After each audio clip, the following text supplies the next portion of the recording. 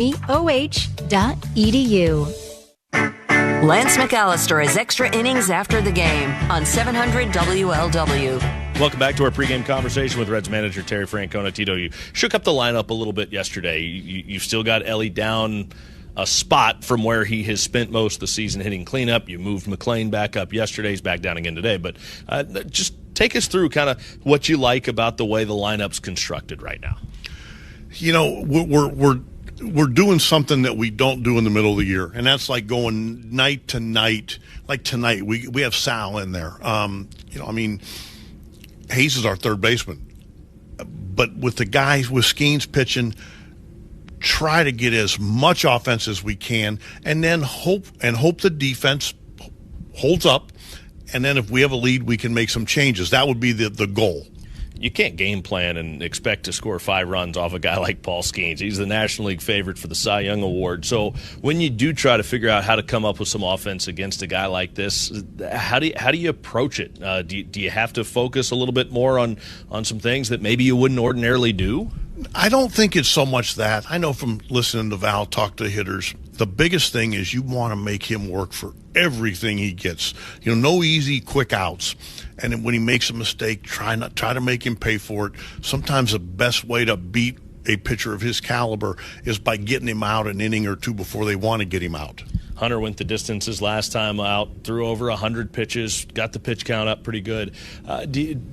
Do you have to watch him a little bit today, or is he pretty good given the extra day that he got with the off day? He has the extra day, and that's going to be hopefully important because I've been through this so many times where hey, do you want to pitch a guy early? Do you want to pitch a guy twice? The biggest thing for me is when they pitch, they feel ready to pitch, because you can manipulate things all you want, and if they're not ready, it's not going to help. Ellie has the big day yesterday. I mean, really good to see. Probably the best we've seen from him in months. What does that do for him? And really, not just for him. What's the trickle-down effect of having a night like that from a superstar like him for the rest of the lineup? You could hear the energy in the dugout when he was up, because even there was a couple swings and he fouled a couple back. Before he was feared on the field, Ronald Acuña Jr. was chasing wins on a different kind of field. For the Acuñas, El Béisbol was a story told in fastballs and late-night rematches. Every loading screen was a part of the strategy. He makes the catch! Smash de botones. Smash de jonrones. That's how La Bestia was born. Got to get yourself ready. Yes, there are hugs, and then there's that. Now, what is that? What is the purpose of that? It's an anemometer. It measures wind speed. So that's good. But it looks like a fidget spinner. Meanwhile, on the Cove, it just looks like too much fun. It was so routine, he took his eye off. You got to come up with this play. You got to. You're right there. You had 2 hands. He looked it in. Oh.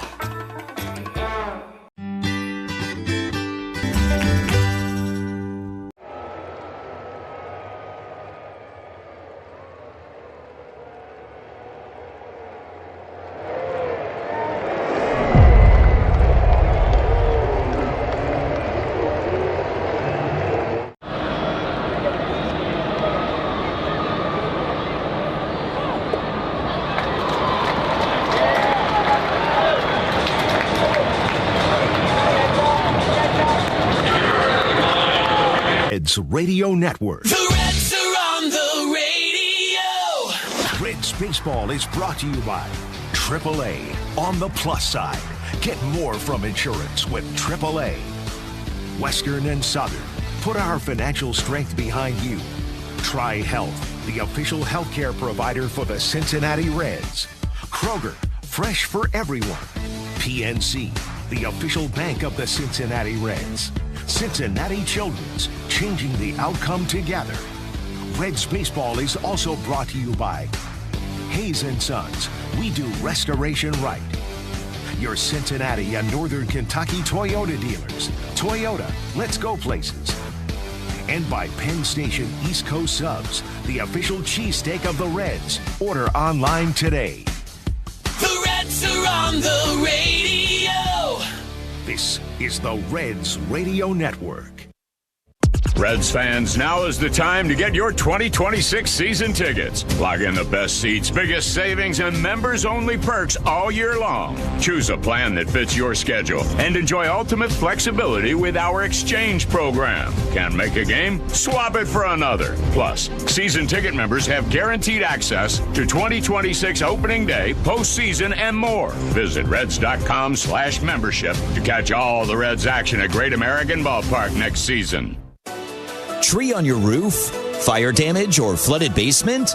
Water and storm damage happens fast Before he was feared on the field, Ronald Acuña Jr. was chasing wins on a different kind of field. For the Acuñas, el béisbol was a story told in fastballs and late-night rematches. Every loading screen was a part of the strategy. Smash de botones. Smash de jonrones. That's how La Bestia was born. Jammed and a little pop-up. Everybody's coming, but the pitcher wants it. Now he's going to give way. What's he doing? It's going to be dropped. Keystone Cops on the infield for the Rockies. Isbell's got to beat him. Battling the sun. He bobbles and recovers. That's a highlight tape and a heck of a catch. That went straight lawn dart. It's in the ground. On guard. That's it. See, it comes off that stool down there and makes a nice catch, a hot line drive. And Vladdy's applauding.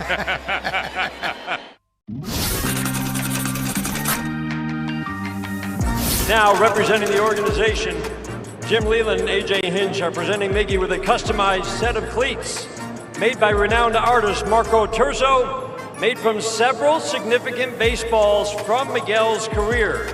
The cleats are presented on a base representing the time he spent at both third and first base in his career.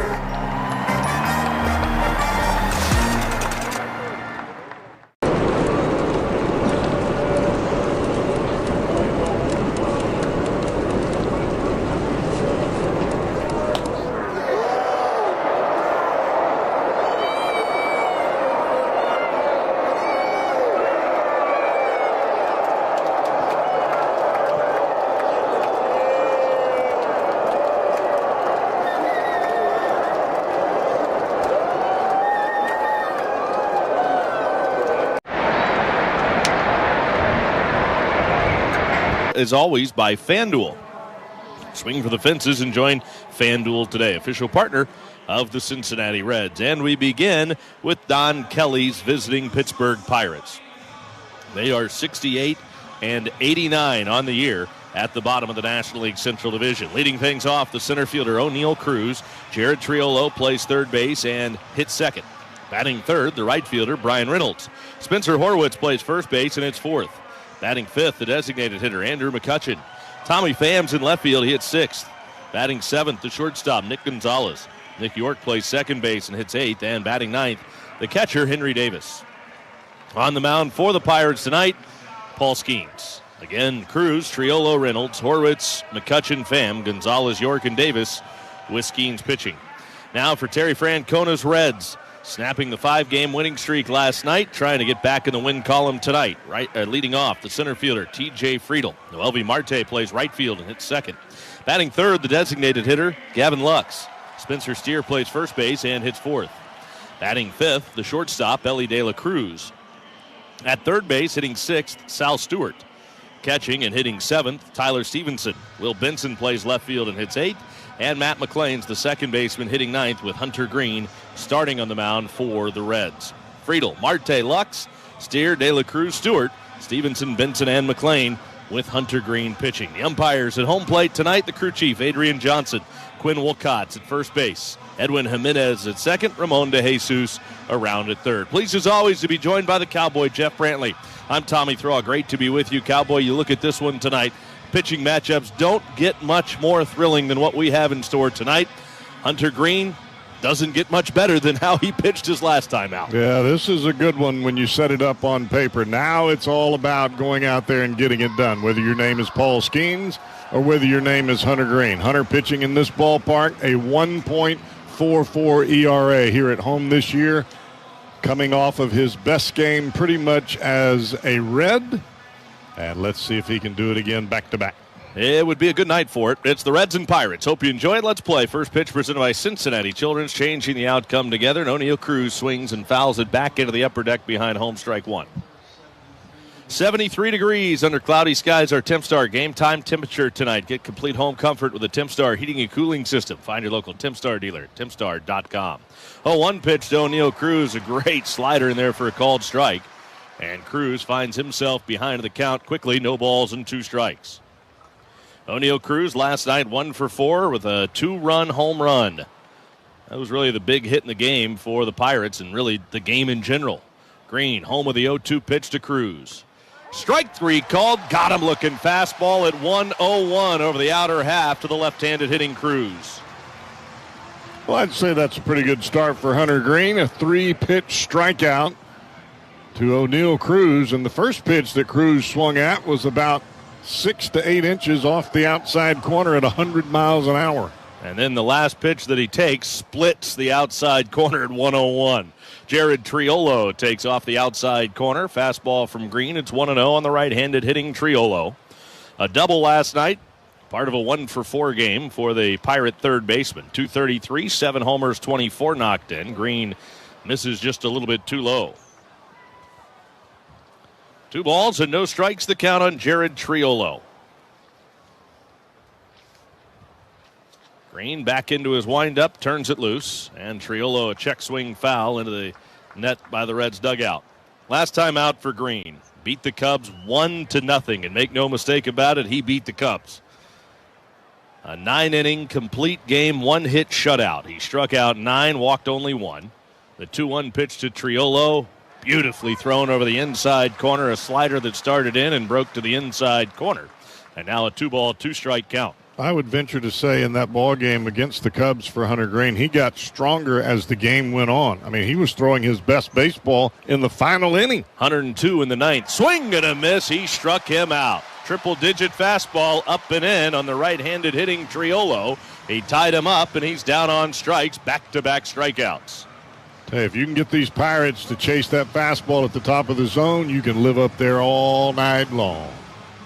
2 down for Brian Reynolds. Switch hitter up there left-handed. Reynolds was hit by a pitch last night. Part of an 0-for-3 game. Now the pitch to Reynolds to start this at-bat is a slider that misses just a little bit down too low.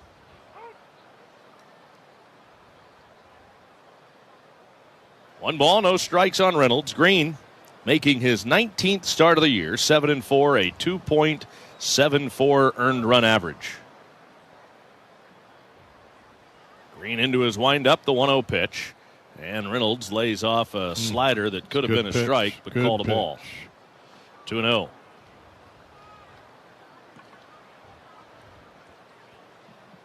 Reynolds hit safely in the 3 games of the A's series. Now he swings and grounds this one softly.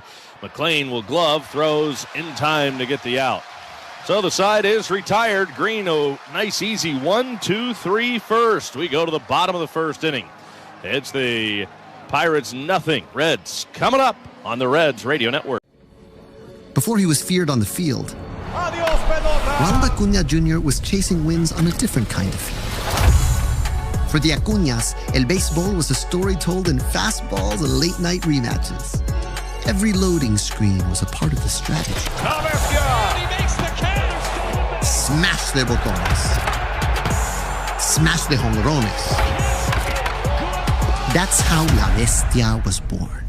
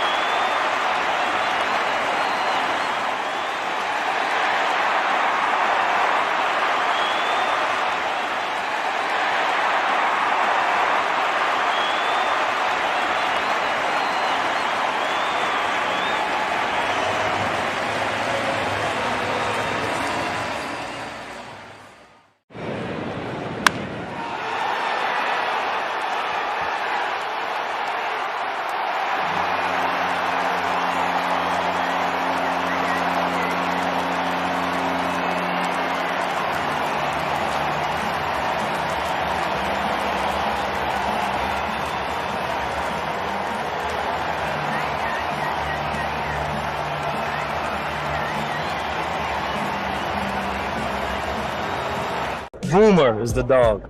Do any of that. Ever.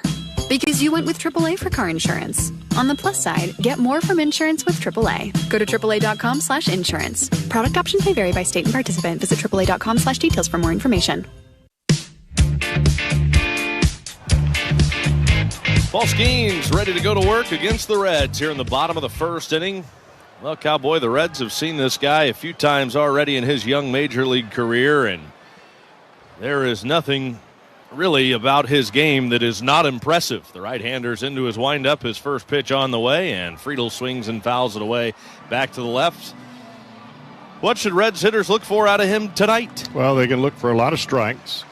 The problem with Skenes is that he can throw a multitude of pitches for strikes. He changes speeds awfully well in the zone. Now he delivers up and away to T.J. Friedl. My best advice to our hitters is split the plate in half. Look for this, either look away or look in, one or the other, and stay on it the entire at-bat. 1 ball, 1 strike on Friedl. Skenes fires, and Friedl swings and fouls this back and out of play. Because if you try to guess with Skenes, especially for a guy that throws the ball as hard and can locate as well as he does, he's going to carve you up because he's reading your swing. Skenes, the National League Cy Young Award frontrunner. His ERA just a tick over 2, trying to get it under 2 tonight. That'll take him 3 1/3 innings to do that, and he will have to be shutout innings in order for that to matter.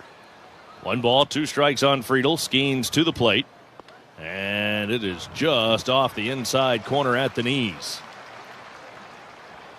And you see where that pitch was. That's where Hunter's slider was earlier. That down and in pitch that just shaves the inside corner. It's not a strike right now. Skenes wanted it. Snapped at the ball back from his catcher, Henry Davis, the 2-2. Low and in, full count now on T.J. Friedl. Skenes is coming off a rough outing. And it's rough no matter how you slice it. He went 6 innings in his first start in the month of September, 5 in his second start in September. Last time out, just 3 2/3. Payoff pitch to Friedl. Swinging a foul left side. That's out of play, and Friedl making him work. And this is what you want to see. And you're really hoping, if you're the Reds, that Skenes isn't out there very long. Be a tough out. See if you can elevate the pitch count. Skenes into his windup and home with the payoff pitch. Friedl, high bouncer to the right side. First baseman has it, gives it up to the pitcher racing to the bag to get the out. And there's one down here in the first inning, but a pretty good at-bat by T.J. Friedl. It took 7 pitches, and Skenes had to race over and cover first for the first out. 1 man out of the inning. Paul Skenes, he is making his 32nd start of the year. His record's 10-10. So that's the other part that's a pretty big factor in this game. I'm sure he wants to leave this game in line at least for no decision. He would prefer to be in line for a victory. Noelvi Marte standing in. First pitch to Marte is too high for ball 1. 181 2/3 innings pitched for Skenes. He has walked 42 and struck out 209 opponents, hitting under 200 against him. His 1-0 pitch. Marte tied up by a fastball in off the plate. The count is even now at 1 ball and 1 strike. Now, if you're swinging at that pitch, he is going to carve you up. That pitch was a foot off the plate inside. Skenes works out of the windup. Now the right-hander's 1-1 pitch to Marte. Way off the plate outside of the slider. And the problem that Skenes presents is that pitch started middle in to Marte and ran in off the plate a good 12 to 14 inches. That's a tough pitch on you because you're having to start early. 2-1. And he does it again. Same pitch in on his knuckles, and Marte fights it off. Well, the thing that Skenes recognizes, and this is just part of what great pitchers do, if you're going to swing at balls, I'm going to keep throwing you balls. Why should I throw you a pitch that's over the plate if you're going to swing at the ball that's 6 to 12 inches off the inside corner? I'll just keep feeding it to you. Marte's struggling here in the month of September. His average under 200 for the month. Hitting at a 197 clip. Home run, 7 RBIs. Skenes back home now at the 2-2 pitch. And Marte this time takes the changeup in off the plate. And the count runs full, so Friedel went full. 7 pitches to get Friedel on a ground out to first. And now here's Noelvi Marte, who's worked it full. The 6th pitch to Marte on the way. Swing and a miss. Struck him out with a high fastball over the inside corner, and Marte's down on strikes. First strikeout of the night for Paul Skenes.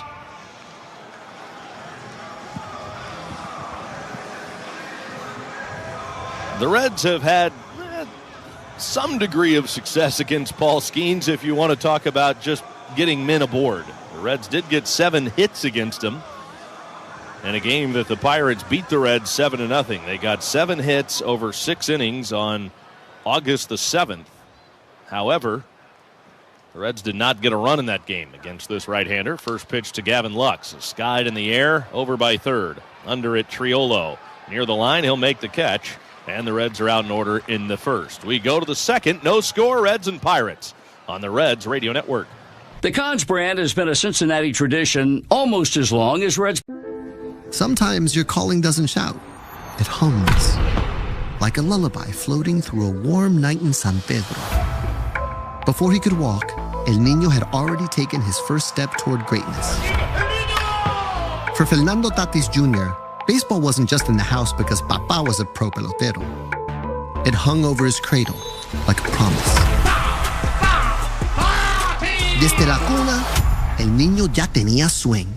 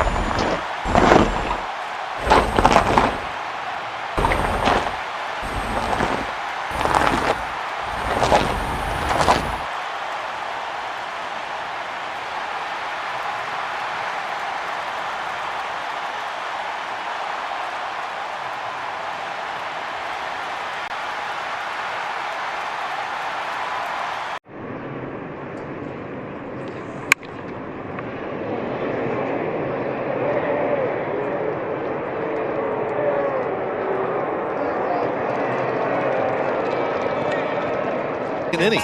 Great American Ballpark. No score. Hunter Green back to work after working a 1-2-3 first with a couple of strikeouts. Now time called. Green was about ready to go to work, but a ball got loose out in left field. So Benson will go retrieve it and flip it up into the seats. Spencer Horwitz leads off the Pirates' second. Horwitz hitting .257, 9 home runs, 44 knocked in. First pitch to him is a strike over the outside corner. With an unlimited wash plan from Mike's Car Wash, wash as often as you want to keep your ride clear of pollen and bugs. Buy an unlimited plan at any of Mike's 40 locations. Right in there with an 0-1 fastball, and it's 0-2 now on Horwitz. Some pretty good location from Hunter Green. Pinpoint on the outside corner, and then he runs that one up and in. Now the 0-2 pitch. Check swing, and he couldn't hold up. He went around on the slider in the dirt. Hunter has his 3rd strikeout already. 1 gone here in the second inning. And what's amazing is 2 of those 3 strikeouts have come on 3 pitches. That's about as efficient of a strikeout as you could ask for. Safe to say he is out there on the attack right now. First pitch, swing and a miss. And Andrew McCutchen didn't come close to a first pitch slider. It seems like Andrew McCutchen has a little difficulty catching up to high velocity fastballs at this point in his career. The 0-1 pitch swung on, and that's fouled back. And he's down to the count now, no balls and 2 strikes. Longtime Major League veteran Andrew McCutchen hitting .240, 13 homers, 57 driven in. And the pitch is in the dirt outside. He's been around so long. If he plays tomorrow, That will put him at 100 career games here at Great American Ballpark.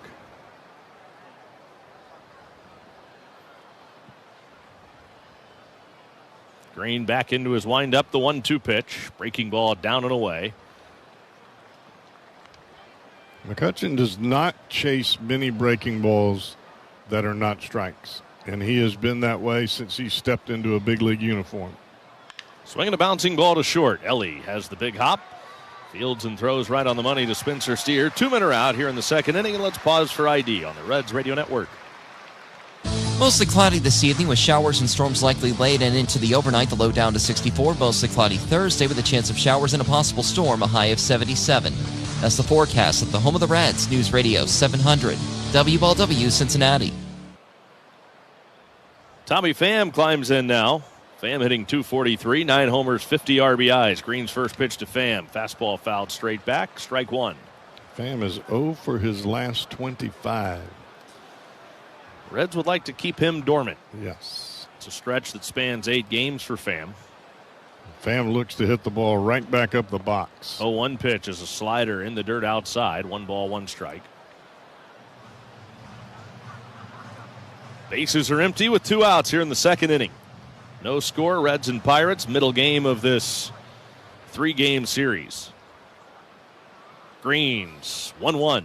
Pham tried to check his swing. They ask at first. Oh, he didn't go.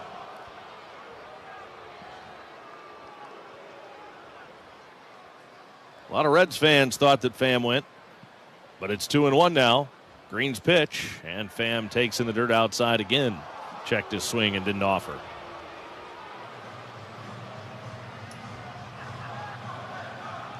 This is a guy you want to go right after right now. He will make you throw him a strike, even though he is in that slump. 0 for 25. He has walked 6 times in that stretch. 3-1, and Pham takes high, ball 4. Green a little frustrated himself that he puts Pham aboard with a 2-out walk here in the second inning. First base runner of the night for the Pirates, and now Nick Gonzalez. Western and Southern Financial Group wants to strike out cancer all season long. Every time a Reds pitcher strikes out a batter, Western and Southern makes a donation to support cancer research in the greater Cincinnati area. When it comes to fighting cancer, we're all in this together. Green's first pitch to Gonzalez, swing and a miss, tied him up with a fastball up and in, strike one.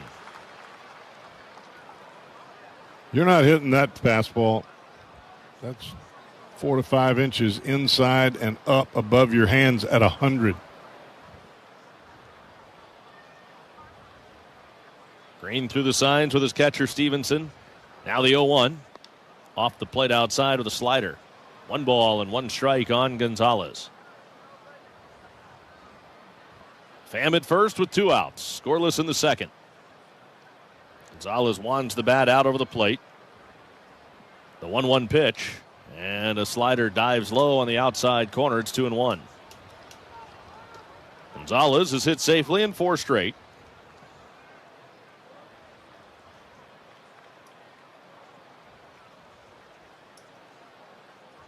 Waits on Green and the 2-1 pitch to him. Swung on and popped foul. See, after that first pitch swing, that the ball was in the mitt before Gonzalez swung at it, and it was a foot off the inside corner. You got to go right back to that right then. 2 sliders in the dirt. That's not good pitch calling. 2 balls, 2 strikes to count. Stevenson relays the sign to Green, has it, sets. He throws. Instead, a pick to first, so they've got Pham picked off. Steer will chase him towards second. Now flip to McLean. McLean chasing him back to first. Tags him on the hip. And Pham is out. The inning is over. So he is picked off. Caught stealing. It goes 1-3-4. The inning comes to a close. We go to the... Sometimes your calling doesn't shout. It hums. Like a lullaby floating through a warm night in San Pedro. Before he could walk, El Niño had already taken his first step toward greatness. For Fernando Tatis Jr., baseball wasn't just in the house because Papa was a pro pelotero. It hung over his cradle like a promise. Desde la cuna, El Niño ya tenía swing.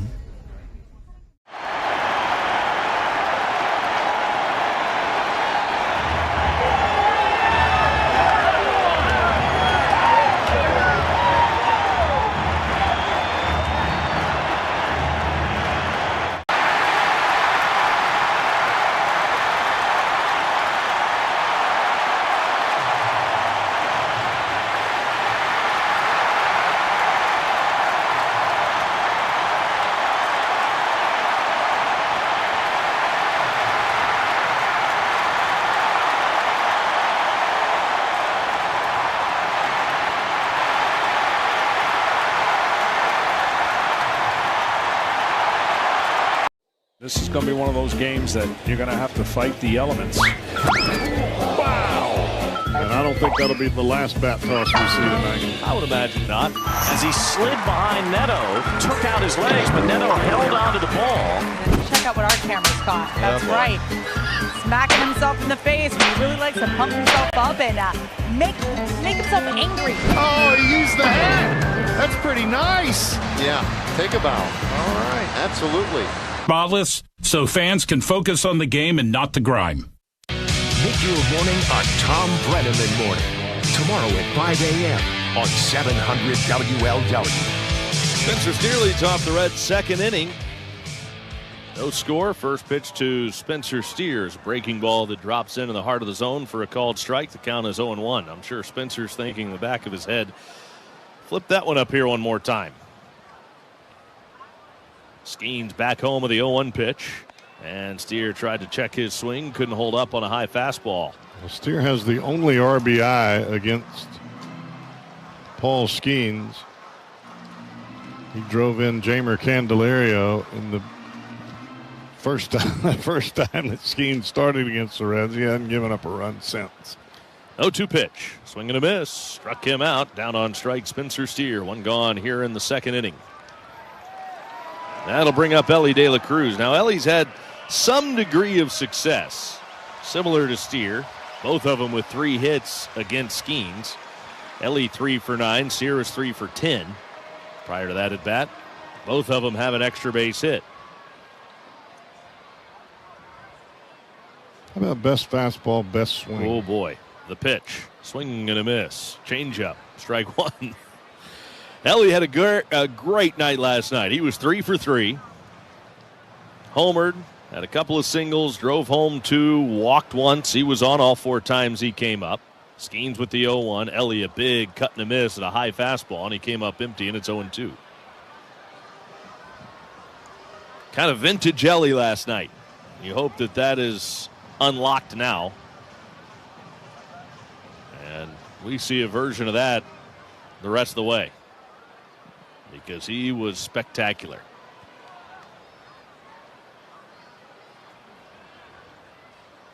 Skenes back home now with the 0-2 pitch to De La Cruz.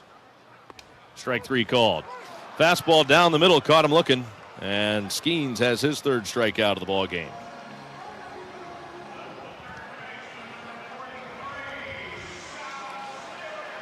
Brings up Sal Stewart. 2 pitchers going at it with extreme swagger. They're on top of their game tonight, aren't they? Yeah, it's almost as though they know they've got you. Skenes into his windup, home with the first pitch to Stewart, just off the outside corner, slider away, and the count's 1-0. No score, bottom of the second inning. Skenes has punched out 3. Green with 3 strikeouts through a couple of innings. And the 1-0. There's a fastball at the knees for a called strike. 1-1 on Sal Stewart. Veteran hitters will tell you in a game against a guy like Skenes, you pick out one pitch that you're going to hit. And that's what you look for the entire ball game. And until he throws it, you're not swinging. 1-1's off the plate outside. Now that takes extreme discipline. It also takes some experience. The Reds don't have a tremendous amount of experience on their ball club from that perspective, because it may take 0 for 2 before you finally get that pitch. Stewart swings, hits a little flare down the right field line, twisting toward the seats, and it is foul into the net. Behind the tarp, down the right field line. 2 balls and 2 strikes on Sal Stewart. The problem with Skenes, very similar to Hunter Green, is they will throw a fastball in a certain spot followed by either a split or a slider in the same spot, in the same path as the previous fastball, and they can fool you because they have such great velocity and great action on their breaking pitches. Count is even on Stewart. 2 balls, 2 strikes. Bases empty, 2 outs. Skenes trying to strike out the side. The right-hander into his windup. Here comes his 2-2 pitch. Swing and a foul. Barely got a piece of it. Fouled it right off the catcher, Henry Davis, and Stewart stays alive. Hey, Reds fans, score big for game day at Kroger, where you'll find lower prices on over 1,000 items so you can save even more. Kroger, fresh for everyone.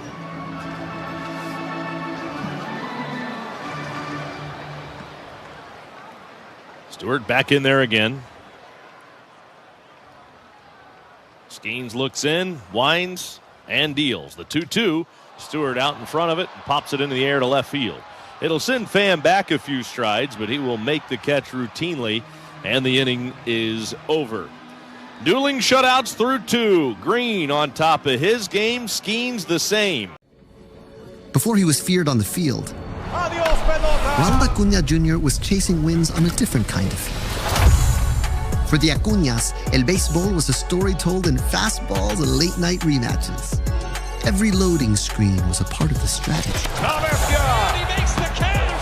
Smash de botones. Smash de jonrones. That's how La Bestia was born.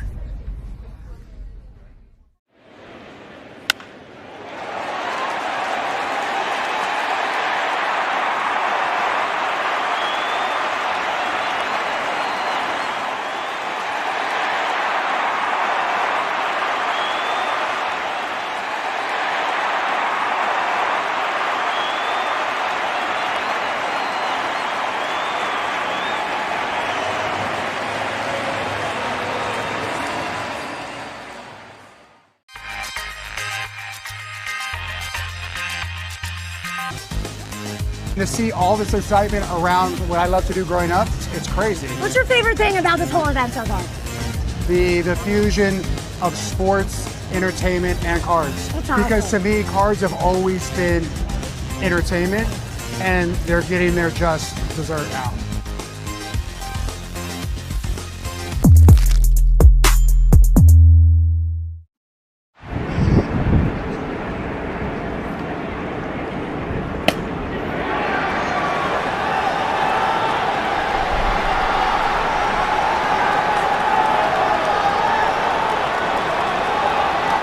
Afternoon at 3 on 700 WLW.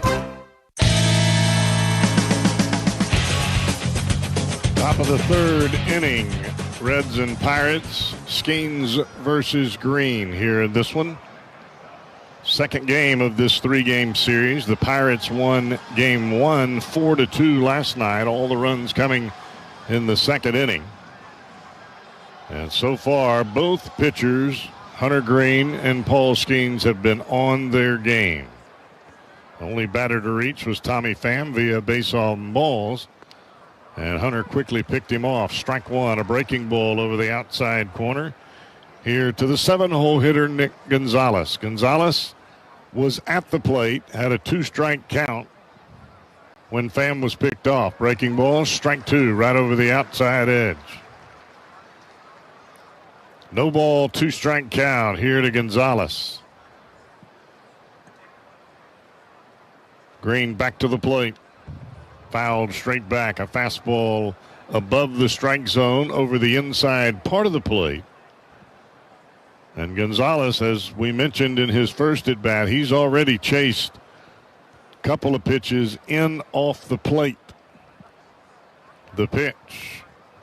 Fouled back again. A fastball middle of the plate, up above the strike zone at 100. Back-to-back pitches at 100 here to the right-handed hitting shortstop. Count stays 0-2. Green back to the dish. Slider just off the outside corner. 1 ball, 2-strike count.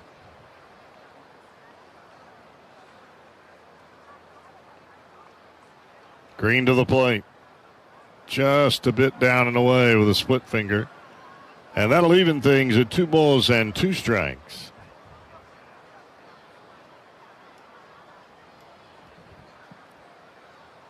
The pitch. Fouled back again. Gonzalez had an ugly swing at a couple of fastballs that were in off the plate. And Hunter is going up, but he's not going back close to the body of Gonzalez. And this ball is ripped down the left field line. That'll head into the corner. That's the game's first hit. And into second base with a leadoff double is Nick Gonzalez. And that was another fastball, and it was on the plate. Green had him down in the count, 0-2. And the rest of the fastballs were on the plate. That one was on the plate. Kind of hit it on the label a little bit, but still got the barrel out there in time, or got the bat out there in time to get the ball down the left field line. Here's Nick York, who takes a fastball, strike one, right at the top of the strike zone. No ball, one strike count. A fastball from Green.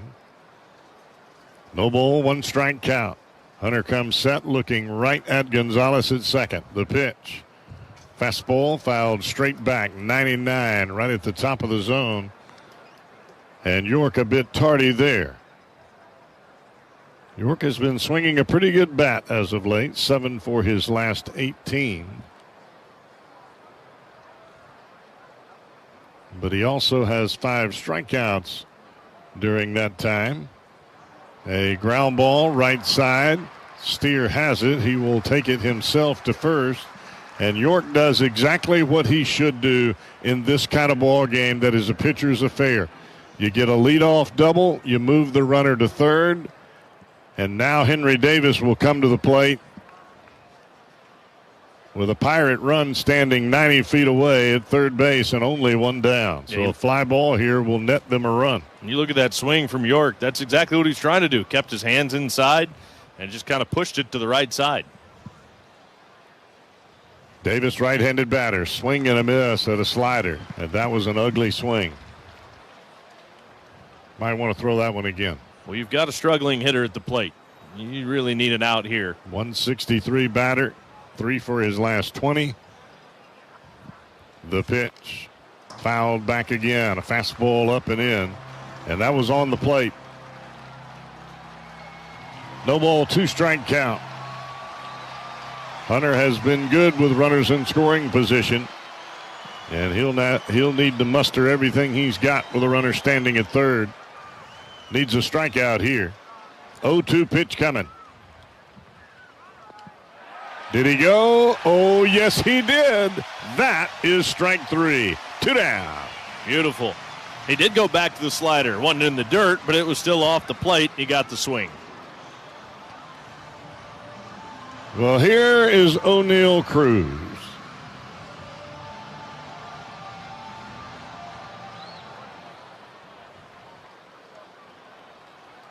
O'Neal Cruz is kind of like that slot machine.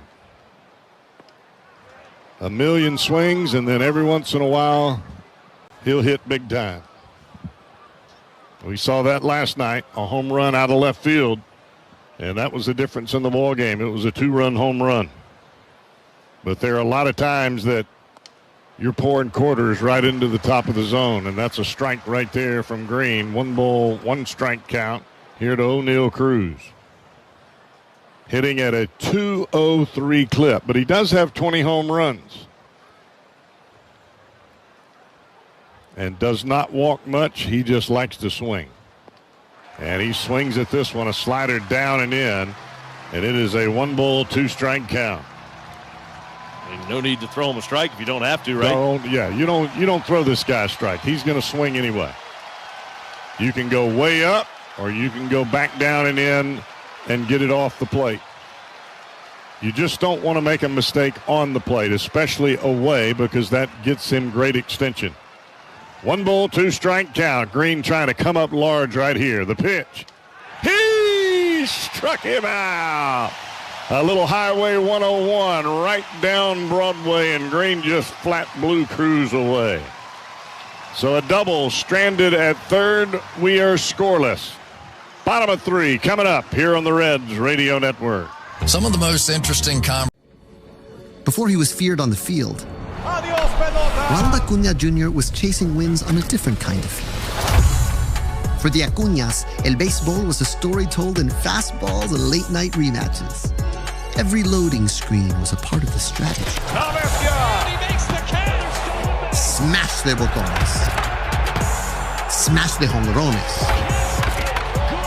That's how La Bestia was born.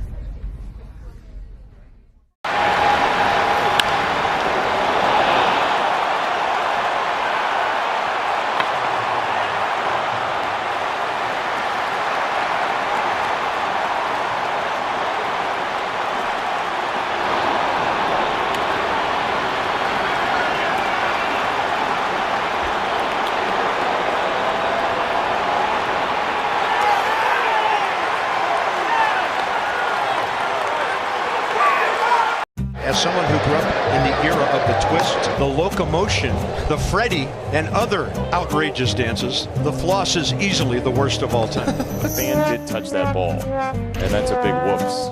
Any relation to Grant? I don't know. That guy was having a hard time figuring out what screen he was supposed to be looking at. What a play! Alan Roden. And hopefully he is all right. Look at it's his eye black. That's his eye black. It has been transferred from face to wall.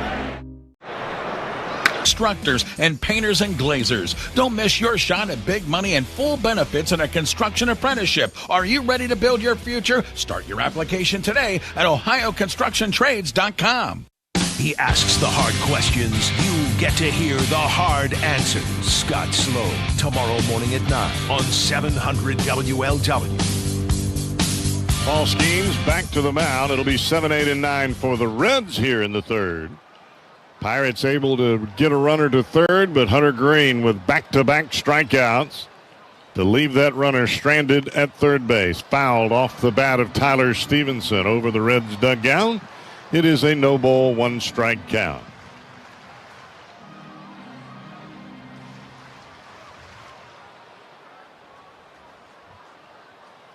Skenes with a long look in. Now back to the plate.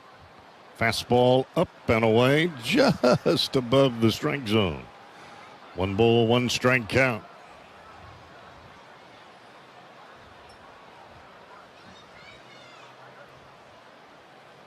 Skenes, the turn and the pitch. Line drive into left field. That's a base hit. Boy, I thought for a moment that Gonzalez was going to flag it down. He flashed the leather, but the ball was by him. So a leadoff single, very similar to what we saw from the Pirates in their top of this inning.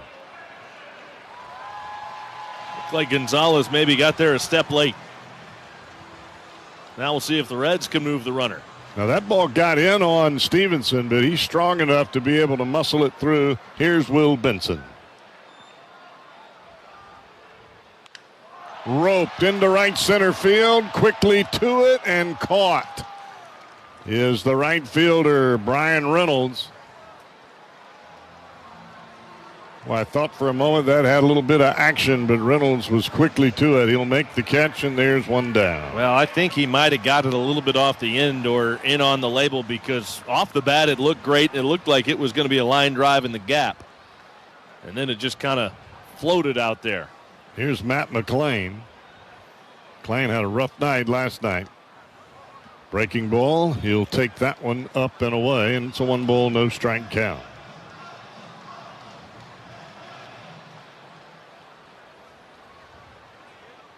Open right side of the infield. We have seen McClain go that way. He'll take that breaking ball. This time it will catch the outside corner, and that will even the count at 1 ball and 1 strike.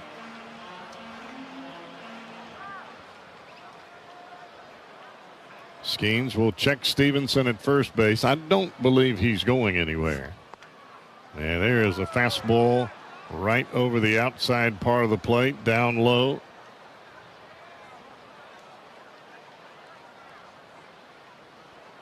That's a pitch you want to hit.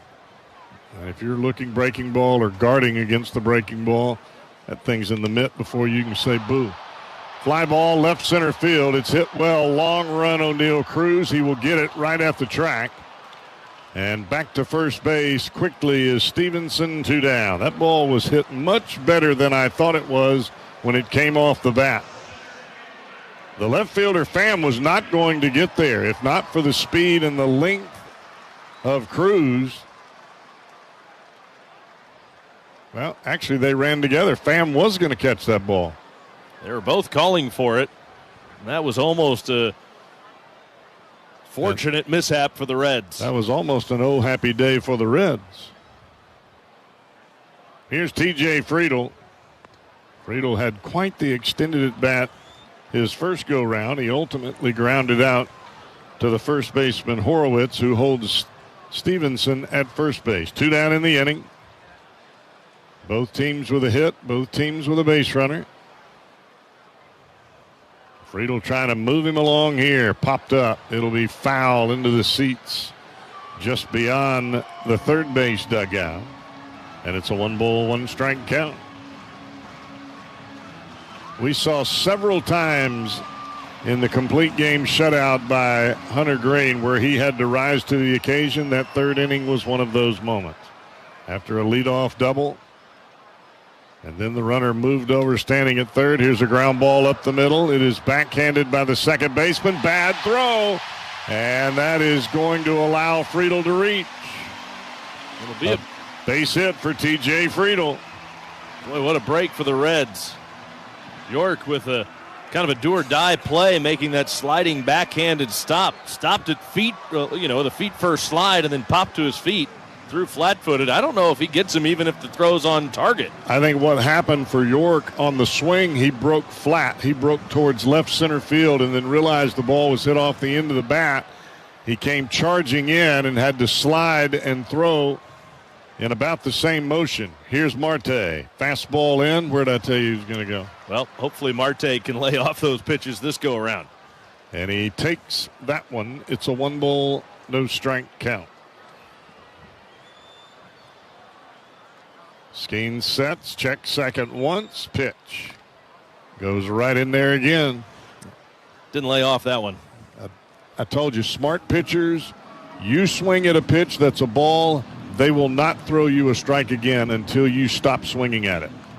And right now, Marte cannot stop swinging at the ball that's 6 inches off the inside corner. He'll throw him that slider off the plate, and he'll come right back in there. 1-1 pitch. Here he comes. And a fastball, bottom of the strike zone this time. That's probably the best pitch that Marte has seen, and that was a wicked pitch. But it was on the plate.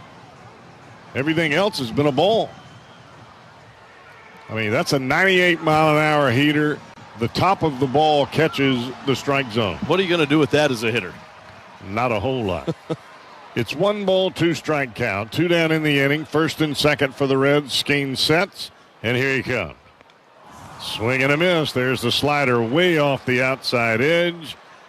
And he strikes out Marte for the second time here tonight. Reds will strand 2. We are scoreless through 3. Tommy Thrall. Some call it orgullo. Others call it el corazón taíno. But sometimes the journey is set on track with your ancestors cheering you on. For Francisco Lindor, el ting-ting de la plena was the first roar in the stands. Every at-bat was an encore. Every strike of the drum echoed like a promise. El destino no siempre avisa, pero llega con flow.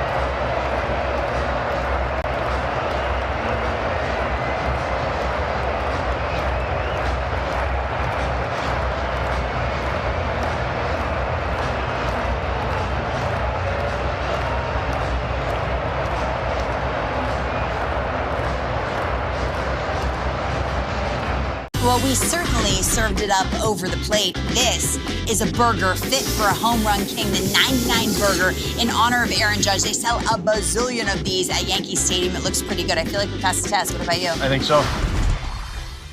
On 700 WLW, and check out his podcast on the free iHeartRadio app.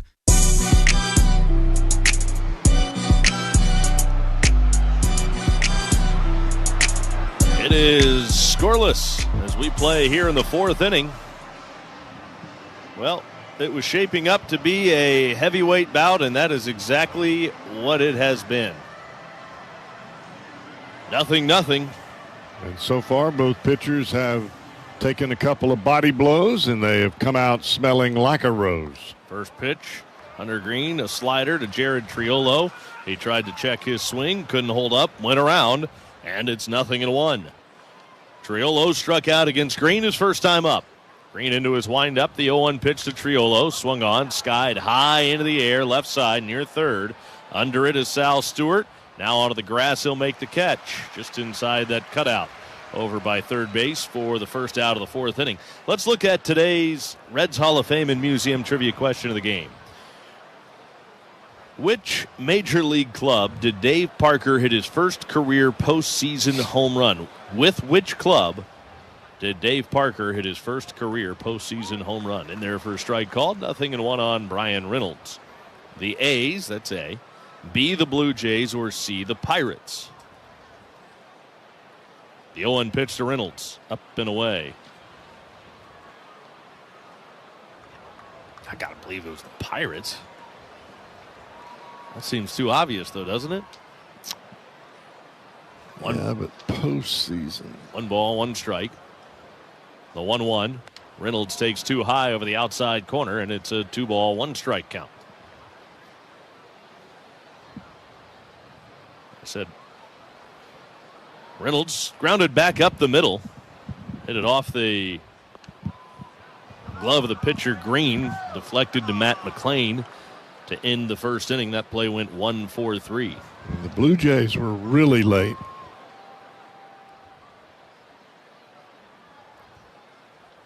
The 3-1 pitch. Swing and a miss. And the count is full 3-2. I want to say it was, I'm guessing the Pirates, but I want to say it was the A's. But that seems pretty late in his career. I don't remember him hitting a home run with the A's, whether it was against us with the Giants or against the Reds. Against the Reds in 90. 3-2. Outside, ball 4. Reynolds works a 1-out walk, and he's aboard.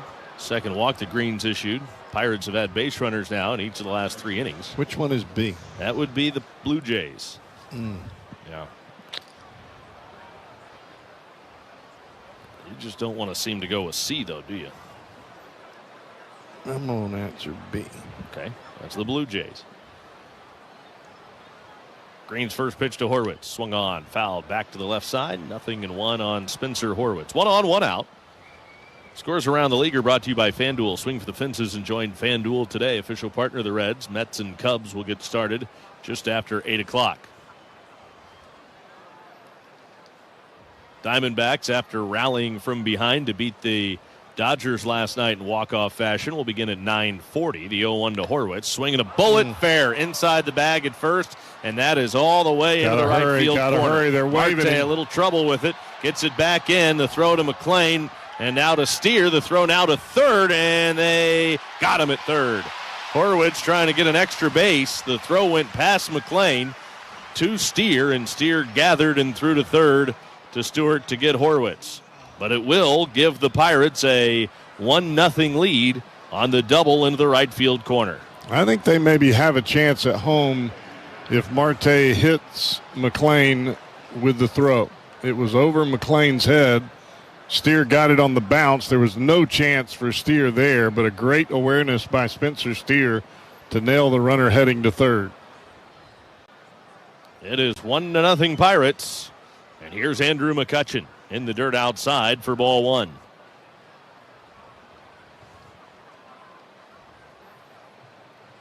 Two-men are out in the inning, but it's the Pirates that strike first.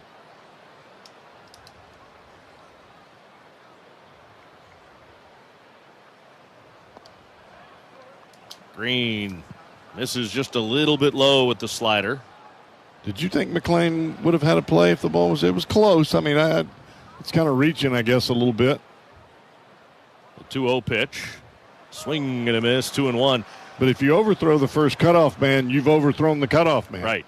Well, and the other part about it, too, the flip side of the coin is if they don't get him at the plate, the runner definitely moves to third. Right. And now you've got a runner at third with 1 out. 2-1 pitch. Strike called. But if you get him, you save a run and get a second out. I think it would have been a tough play. They might have had a shot. 2-2 on McCutchen. But we'll never know. 2-2 pitch. And it's a little bit down and away. I'll put it this way. I thought Marte fumbled with it a little bit in the corner. Without that, I think there's definitely a shot if you give McClain a good feed. But I think because he had trouble with it, he maybe rushed the throw, and that's why he overthrew McClain. 3-2 pitch. Swinging a line drive left field. That's a base hit. So Andrew McCutchen has a 2-out single.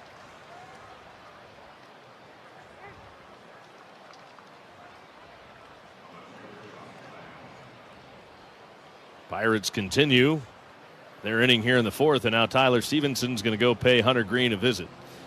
While they chat, let's pause for ID on the Reds Radio Network. A deadly shooting at an ICE facility in Dallas under investigation, and a Cincinnati priest off administrative leave cleared after an investigation. Those stories and more after the game on the home of the Reds, News Radio 700 WLW Cincinnati. With the Cowboy Jeff Brantley, I'm Tommy Thrall. Great to be with you here at Great American Ballpark. Unfortunately, it's the Pirates that strike first tonight in the battle of Paul Skenes versus Hunter Green. A 1-out walk of Brian Reynolds has come around to score the Pirates' first run of the game.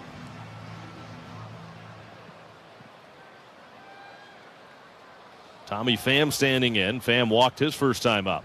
Green sets ready at the belt. The right-hander fires, and the first pitch is in the dirt outside for ball one.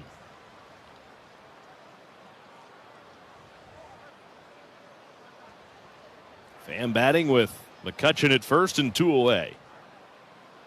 Green to the plate with a 1-0 pitch. Pham tried to lay off a slider away, but he went around. So his first base umpire, Quinn Wolcott. Get that great taste of the ballpark at home with JTM's Philly Kits and Fat Tire beer, cheese, and pretzels. Find these game day favorites in your grocer's freezer. JTM Food Group. Let's create great dishes together. Green sets ready. His 1-1 pitch to Pham. Swinging a foul ball. Back over our heads. 1 ball and 2 strikes on Tommy Pham.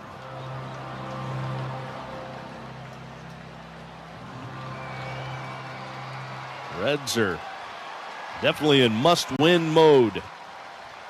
Right now, it's the Pirates on top. Green sets, and he lets loose the 1-2 pitch. Pham tried to hold up. They ask at first. Oh, he didn't go. Green thought he went. There's a lot of folks here that thought he went. But 2 balls and 2 strikes now on Tommy Pham. Ooh. The 2-2. Swinging a foul over the first base dugout.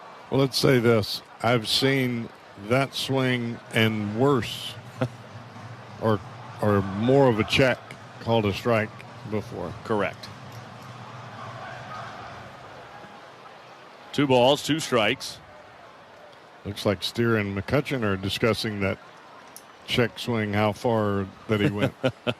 2-2. Swing and a miss. Hunter says, don't worry about it. I'll just blow him away with a fastball up and out of the zone.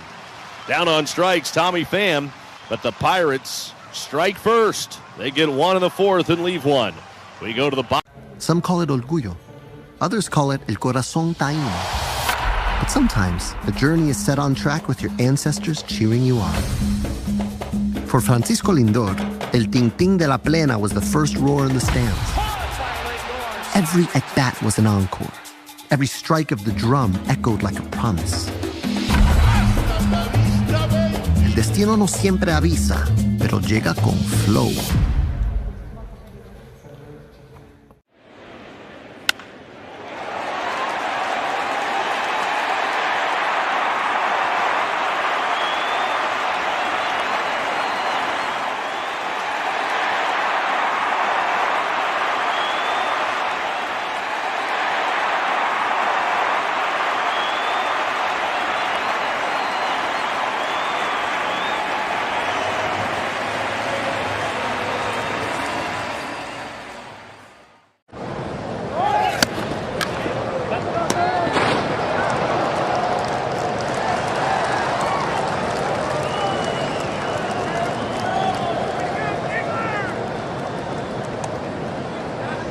I believe this one's it's a rookie card, I know, but I feel like it's the first card that I ever, big league card. Obviously, as a kid, trying to get to the big leagues, the dream of making it, but as a kid that had cards, right, as a kid, this is like seeing your card the first time is pretty cool. So that's pretty powerful when you see that card. Cincinnati Sports, Tom's Watch Bar. All the sports, all the time. Hi, this is Jeff Brantley, and this is 700 WLW, the home of your Cincinnati Reds. Paul Skenes back to work now with a 1-0 lead. His ERA for the year right at 2.0 as he goes to work against Gavin Lux with a backdoor breaking ball that hangs up and away. The question is, if he gets his ERA down under 2, do they go get him and go to their bullpen? The 1-0 pitch, swing and a miss at a high fastball, and the count is even now at 1 ball and 1 strike. Doesn't look as though there's any throwing right now in the Pirates bullpen. And Skenes is absolutely dealing his 43rd pitch. Lux lays off a changeup that just does miss down. Lux now with the count in his favor at 2 balls and 1 strike.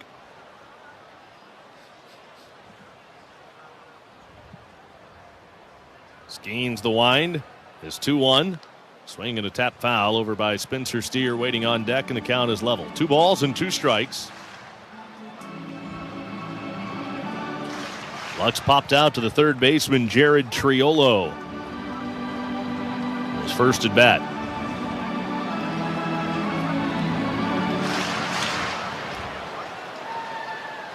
The right-hander Skenes into his windup, and the 2-2 pitch to Lux. Swung on, and this is skied in the air up into the twilight cloudy sky. It'll end up a few rows deep behind the Pirates' third base dugout. You watch Skenes, rarely, if ever, do you see him throw 3 pitches in the same part of the strike zone. I don't mean in or out. I'm talking about down or up. He threw 2 changeups down to Lux. The next pitch was a fastball at the top of the zone. He continues to manipulate the strike zone all over it. 2-2, swinging a hard hit ground ball right at the second baseman, York. He gloves and throws in time to get Gavin Lux for the first out here in the 4th inning. And that may be the first pitch of the ball game that we've seen Skenes leave right in the center cut, right down Broadway. Most of his pitches have been on the edges, down at the bottom, or right at the top. Now Skenes into his windup, and the first pitch to Spencer Steer is a fastball way too high for ball 1. Skenes, second-year player, 23 years old, won Rookie of the Year last year. First overall pick out of LSU in 2023. The 1-0 pitch up too high. And tell you what, Skenes was about as polished of a rookie as you could possibly find when he got to the big leagues. And he has been the same guy pretty much ever since he arrived. The 2-0 pitch is up and in.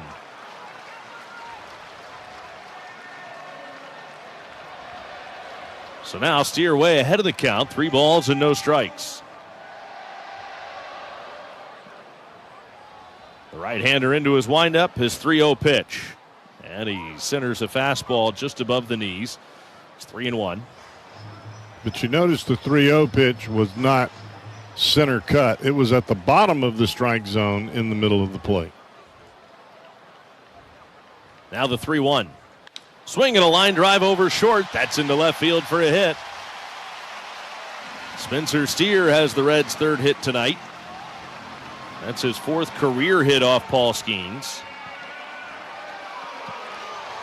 And now Ellie De La Cruz will come to the plate.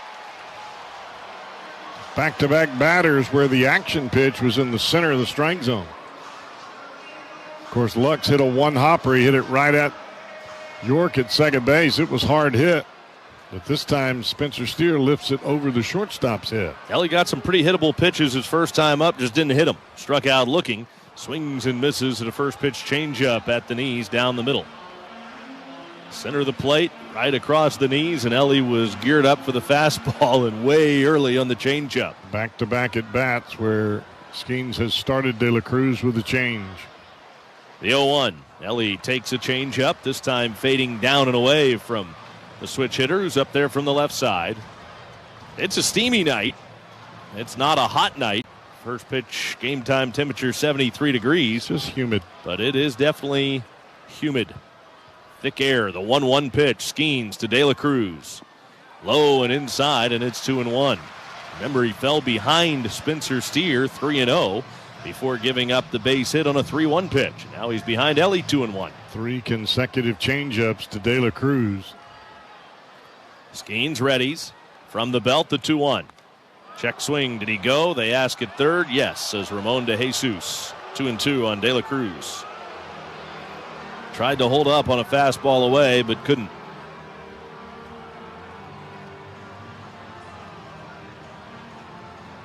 Two and two the count. Skenes retoes the slab. Quick check at first. Steer, modest lead. And the 2-2 pitch. De La Cruz hits it sharply to short. Gonzalez fields, gives it to York at second. No throw to first. York came cutting across the bag. It was hit so sharply, Gonzalez got to it and fed it to York before he was even at the base. So it looked like he was about 5 or 6 feet from the bag when he caught the ball. So he had to make a couple of more steps just to get to the base. And then by the time he had a chance to throw to first, it was too late. So Ellie will reach on the 6-4 fielder's choice, but that's a third ball in this inning that's been hit hard against Skenes. 2 of them just at infielders. Now Stewart, first ball swinging, lifts a lazy fly to short right. Here comes Reynolds. He'll peel off and let O'Neill Cruz take it, coming over from center, side retired. So the Reds get a hit, but leave a man, and we go to the 5th. Still, Pirates 1, Reds nothing on the Reds Radio Network. Some call it orgullo. Others call it el corazón taíno. But sometimes the journey is set on track with your ancestors cheering you on. For Francisco Lindor, El Ting Ting de la Plena was the first roar in the stands. Every at-bat was an encore. Every strike of the drum echoed like a promise. El destino no siempre avisa, pero llega con flow.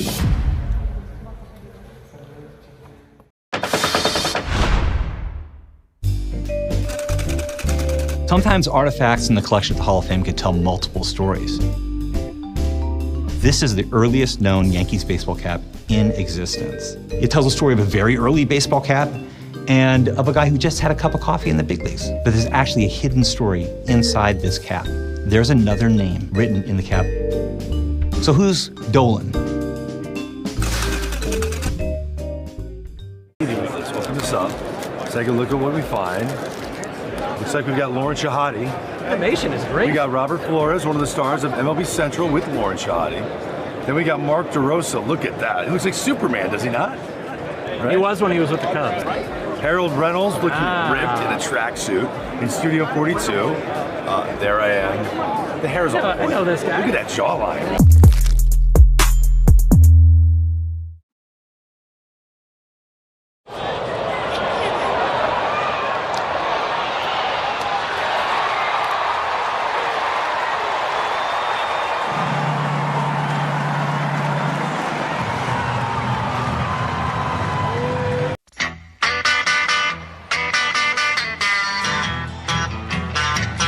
Pirates come to bat at the top of the 5th inning against Hunter Green. Pittsburgh leading it 1-0.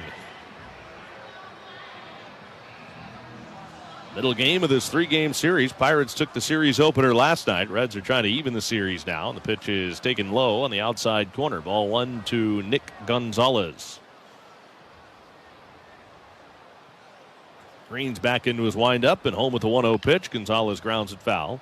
Third base side, and that'll level the count. 1 ball and 1 strike. Get mealtime inspiration at Laura's Leanbeef.com. All natural with no added hormones or antibiotics. Laura's Lean, the official beef of your Cincinnati Reds.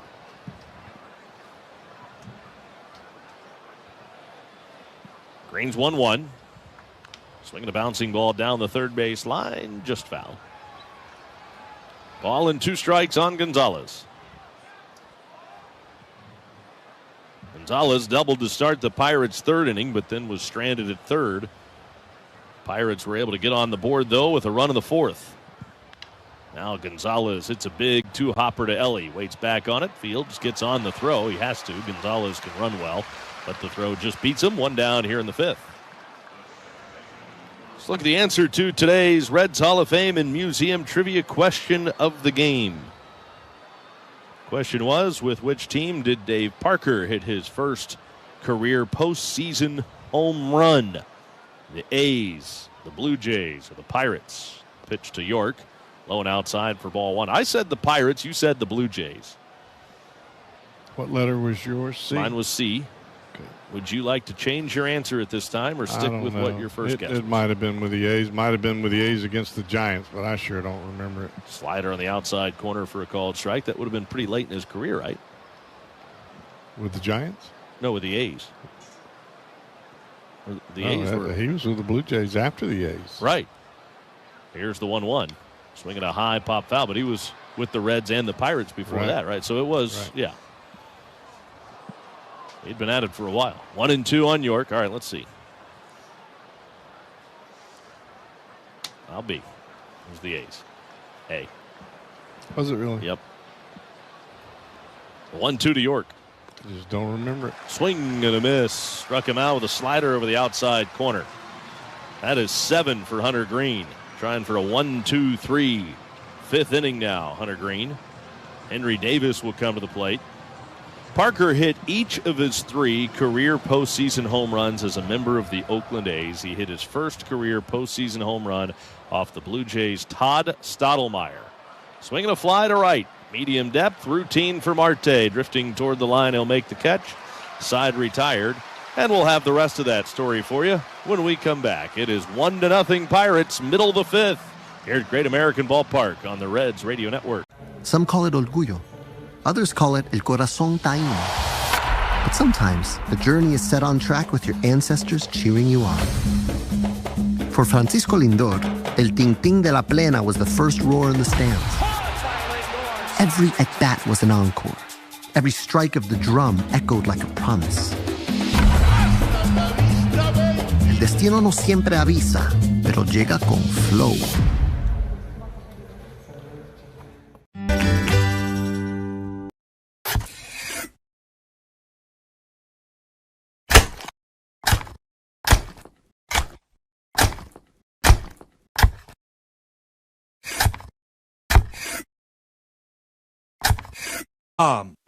After the game, Lance McAllister has extra innings on 700 WLW. Pirates own a 1-0 lead. The Reds have hits in the last couple of innings. 3 hits to be exact. Each team with 3 hits, but right now the Pirates with the lone run. Tyler Stevenson had the Reds' first hit. Now he swings, sends a fly ball, well hit, deep left center field. There it goes, and it's off the wall. Stevenson on his way into second base, and he's in sliding safely with a leadoff double. Wow, I thought that ball was out of here. Hit right off just below the yellow line in dead center field. Tell you what, if it's not as humid as it is right now, that ball's probably out of here on any other night. Hit it right off the very top of the green padding, just below the yellow stripe. But the Reds have their leadoff man on in scoring position here in the 5th inning. All right, here we go. Now Will Benson. Stevenson off second. Starting to stir a little bit in here now. The pitch. Benson takes just off the outside corner a changeup from Skenes, and it's 1-0. By the way, Skenes' ERA right now 1.99.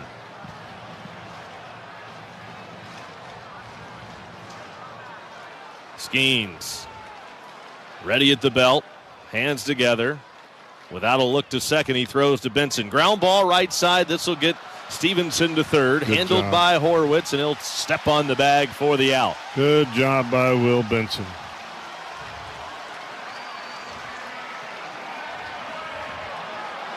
Get him over, get him in. And now it's up to McLean to do the last part. Benson got him over. The Pirates play the infield in. McLean flew out to center field his first time up. That would do the trick here. It was well hit to left center. And O'Neal Cruz ran it down. Skenes to the plate. Fastball too high, 1-0. Runner at third with 1 away. Well, the Pirates have their infield way in. I mean, they're all standing on the grass, especially on that right side of the infield. Skenes 1-0. Swing and a miss and a slider at the top of the zone on the inside corner. It's a 1-ball, 1-strike count on Matt McLean. Stevenson leading the inning off with a double, a 2-for-2 night so far for Stevenson. He's at third with 1 away. 1-0 Pirates. Skenes ready. And here's the right-handers, 1-1. Strike taken right at the top of the zone, looked high. That's a ball. Instead of it being McLean ahead 2 balls and a strike, it's Skenes ahead a ball and 2 strikes. That's where that challenge will come in next year. Skenes delivers. And just off the outside corner, slider away. 2 balls and 2 strikes. TJ Friedel waiting on deck. He has a hit tonight. The right-hander's 2-2. Swing and a miss. Struck him out. Got him with a changeup in the dirt. And there are 2 outs. And now back to the top of the order for TJ Friedel.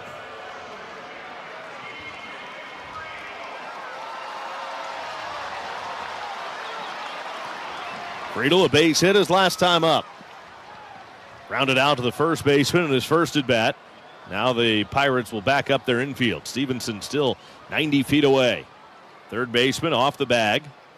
Skenes delivers. Swing and a miss at a first pitch fastball up and away. The count is 0-1.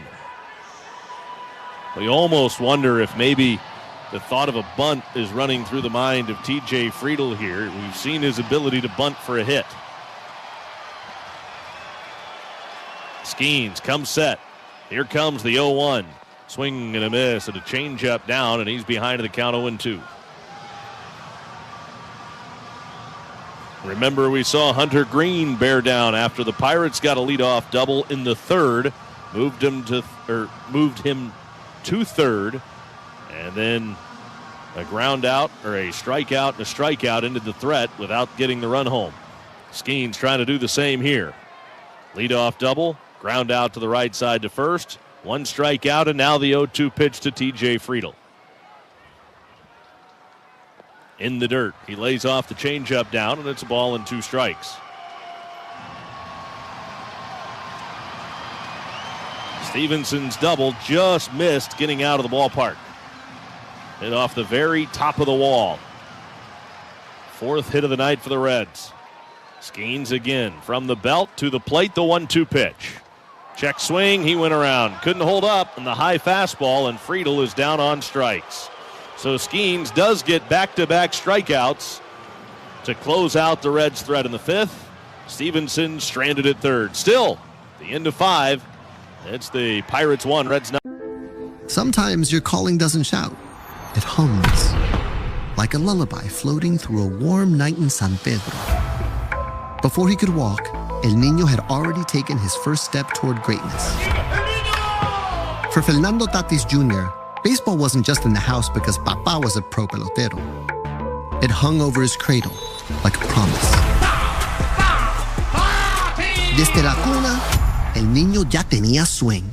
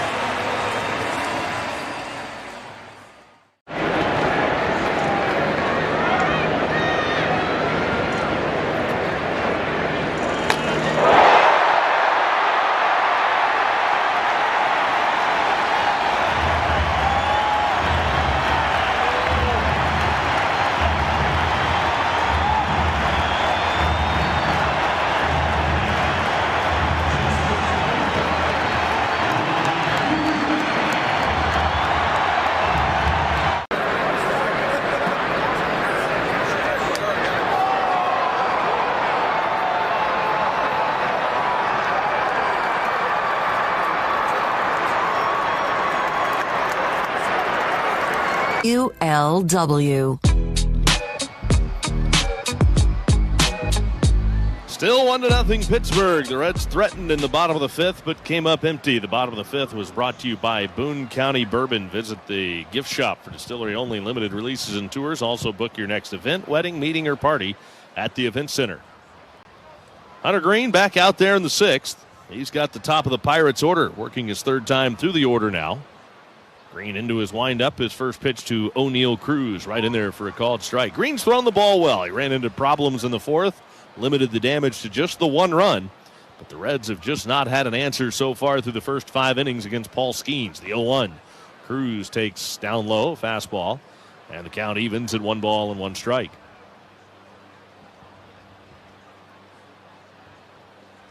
Cruz has struck out both times he's been up against Green so far. The 1-1. Swinging and a foul straight back. And it's a ball and 2 strikes. This series has been kind of a seesaw affair. The Reds won the first 4. The Pirates won the next 4. As it sits right now, the series sits 6-5 Reds. Swinging a high, lazy fly ball, right center field. Marte over from right to put it away. And O'Neal Cruz the first out of the 6th as we pause for ID on the Reds Radio Network. Mostly cloudy this evening with showers and storms likely late and into the overnight. The low down to 64. Mostly cloudy Thursday with a chance of showers and a possible storm, a high of 77. That's the forecast at the home of the Reds, News Radio 700 WLW Cincinnati. Jared Triolo comes to the plate. Green's first pitch to Triolo is a ground ball left side. Sliding stop. Sal Stewart moving to his left. Play. Throw. Got him. Nice play. Right on the money. Stewart with his throw to first to Spencer Steer after making the sliding stop, moving to his left.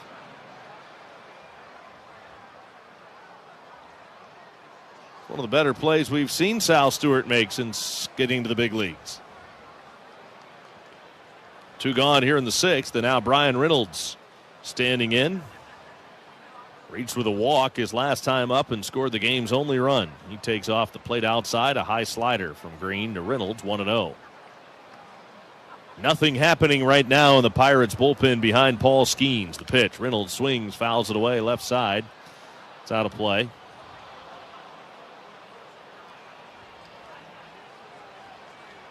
One ball, 1 strike.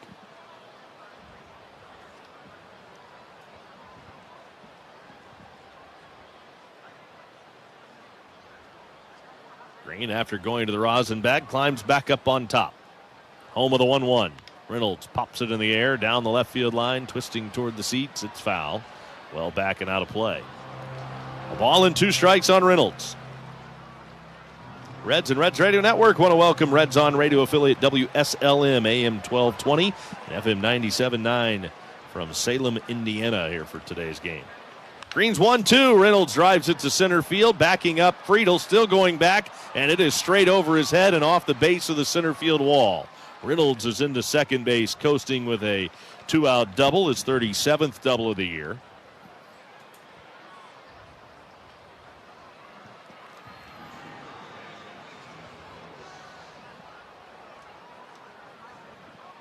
Looked like a fastball right in the heart of the plate with 2 strikes. I don't think that's where Hunter wanted it, but that's where the ball ended up.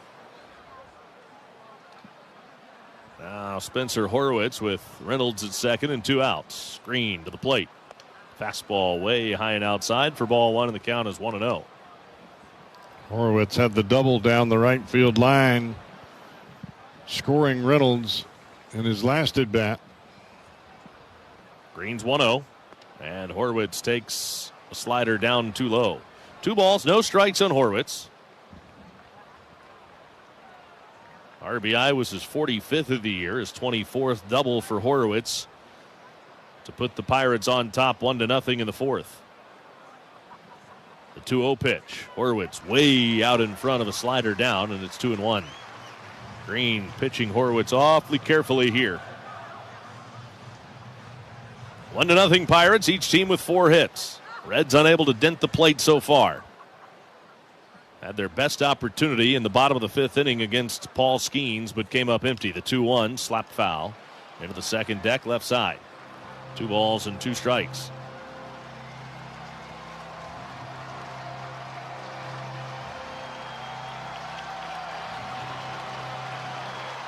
Green back on top again, looks in, has the sign, sets ready, and Green's 2-2 pitch to Horwitz. Fastball high on the outside corner, and Horwitz able to lay off. Full count, 3 balls and 2 strikes. Green up over 90 pitches now, so probably nearing the end of his day. It took Green 109 pitches to complete the shutout against the Cubs in his last start. 3-2 pitch. Swinging a ground ball under the glove of Stewart to his left into left field. That's a hit. They're waving around Reynolds. The throw to the plate offline from Benson, and into second base goes Horwitz with his second RBI of the game. Yeah, that's a ball Stewart looked like he should have had. It's going to be scored a hit. And now Reds pitching coach Derek Johnson going to the mound. Stewart had a nice play on the ground ball by Triolo, but that one got under him. And Benson's throw to the plate was way offline to the third base side of home plate. Yeah, it's definitely if you're a major league third baseman, that's a catchable ball. So meeting on the mound, run home. And it comes with 2 outs after the leadoff, or the 2-out double by Brian Reynolds on a fastball down the middle that he drove off the center field wall. Spencer Horwitz is able to single him home, and that is a huge second run for the Pirates.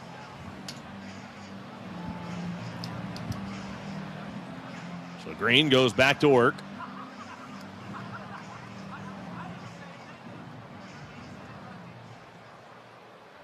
And it looks as though they are stirring, but nobody's throwing yet in the Reds bullpen.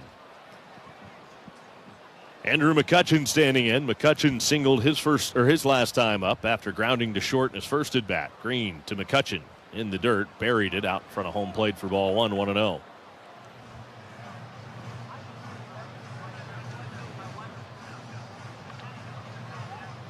Two nothing Pirates.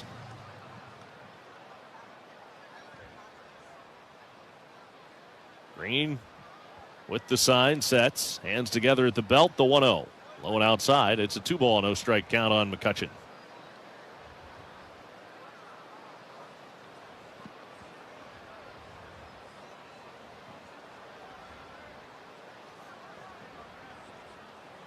Green back with the 2-0 pitch. Swung on, fouled back. 2-1.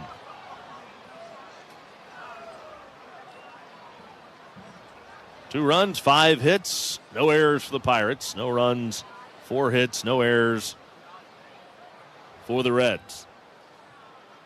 Horwitz down at second. 2-1 pitch. Hit sharply on one hop. Stewart has it. Steps and throws in time to get McCutchen at first. Side retired. The inning is over, but not before the Pirates get a run. A 2-out double followed by a base hit past Stewart at third, and the Pirates have. Some call it orgullo. Others call it el corazón taíno. But sometimes the journey is set on track with your ancestors cheering you on. For Francisco Lindor, el ting-ting de la plena was the first roar in the stands. Every at-bat was an encore. Every strike of the drum echoed like a promise. El destino no siempre avisa, pero llega con flow.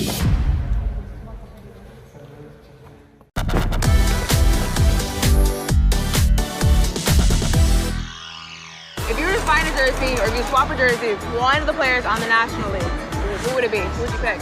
Okay, so I got an Ohtani jersey last year, so nice. I'm gonna probably say Harper. Maybe Judge. He's one of the greatest to play the game in the last 5, 6, 7 years, so it'd be cool to have his jersey. Ellie's been fun to watch. Yeah, Ellie'd be a cool one. I mean, his jersey would probably be too big for me. It'd probably go down to my knees.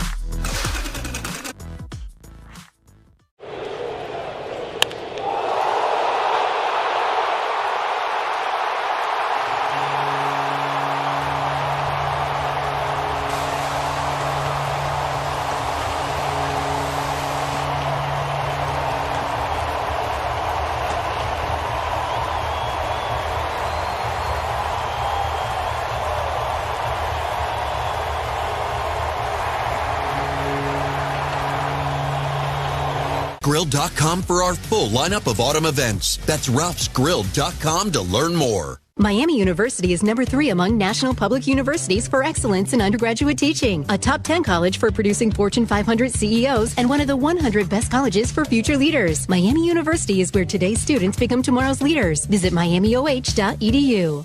The Bearcats begin Big 12 play squaring off with the Jayhawks. Catch the call live Saturday at 11 a.m. on 700 WLW. Paul Skenes' first pitch to Noelvi Marte is cut on and fouled straight back. Strike one to Marte. 2-0 in favor of the Pirates here in the bottom of the sixth inning. It would appear that Hunter Green's day is done.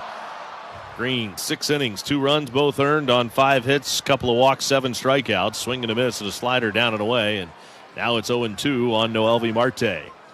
Chase Burns is loosening in the Reds bullpen to come in and pitch the 7th.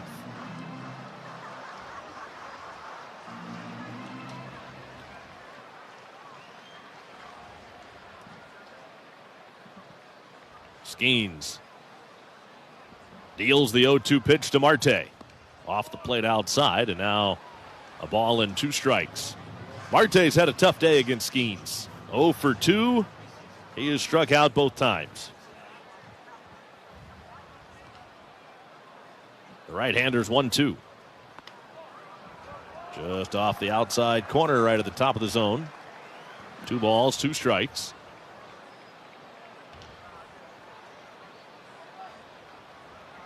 It is Marte, Lux, and Steer. If anybody gets on, Ellie. Reds are down by 2. The 2-2 pitch. Swinging a ground ball, sharply hit, but to the second baseman, York. He takes a step to his right to glove it. Fields and throws in plenty of time. And Marte is the first out of the 6th inning.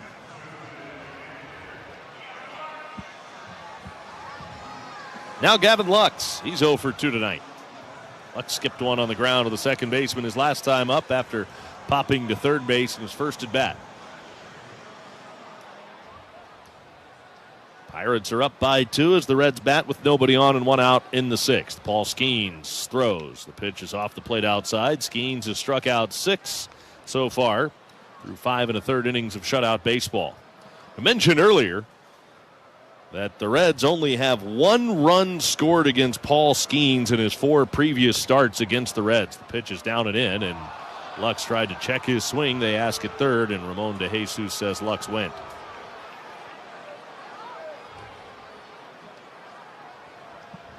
One ball, 1 strikes. 1 ball, 1 strike. Here's the 1-1 pitch to Lux. A little bit over but low. 2 balls and a strike on Lux with the bases empty and 1 out. Coming in, Paul Skenes against the Reds had struck out 33 batters and only walked 2. 2-1 pitch. Grounded foul, first base side. He has not walked a batter tonight. He's been close, but he hasn't walked a batter.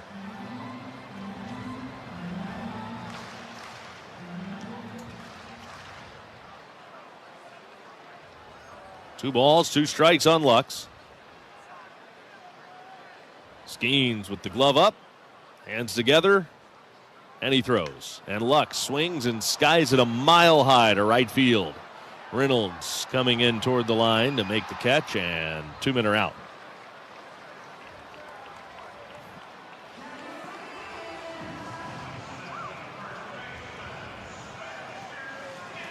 Pack Great American Ballpark tomorrow. Cheer on your Reds as they fight for the postseason. Tickets start at $8, plus Budweiser 3-2-1 Tuesday concession deals are extended again into tomorrow. Get your tickets now at reds.com/tickets. Spencer Steer standing in. Nobody on and 2 outs. The pitch to Steer. And that's in there for a called strike. Great turnout last night. Good crowd again on hand tonight. Again, into it. Looking for something to get excited about. Reds had a great threat last inning and came up empty. Steer takes a strike. He's down 0-2. Steer a base hit his last time up. 1 out single. He was erased on a fielder's choice, and the Reds stranded De La Cruz at first base to end the 4th inning. Couple of hits in the 3rd, including a leadoff single from Tyler Stevenson. He was stranded at second. Reds have not had a runner past second base tonight. The 0-2 pitch just a little bit too high on a high fastball from Skenes. A ball and 2 strikes on Steer. With a few exceptions, the Reds have been fairly selective against Skenes. They have not chased him a ton. His pitch count at 83. Ground ball foul into the Pirates third base dugout. A ball and 2 strikes and holding on Spencer Steer, but Skenes has limited the traffic, and the Reds just haven't been able to really elevate that pitch count a ton. He's throwing a ton of strikes. That's part of the reason. And he's doing it with 3-4 different pitches. There's 1-2.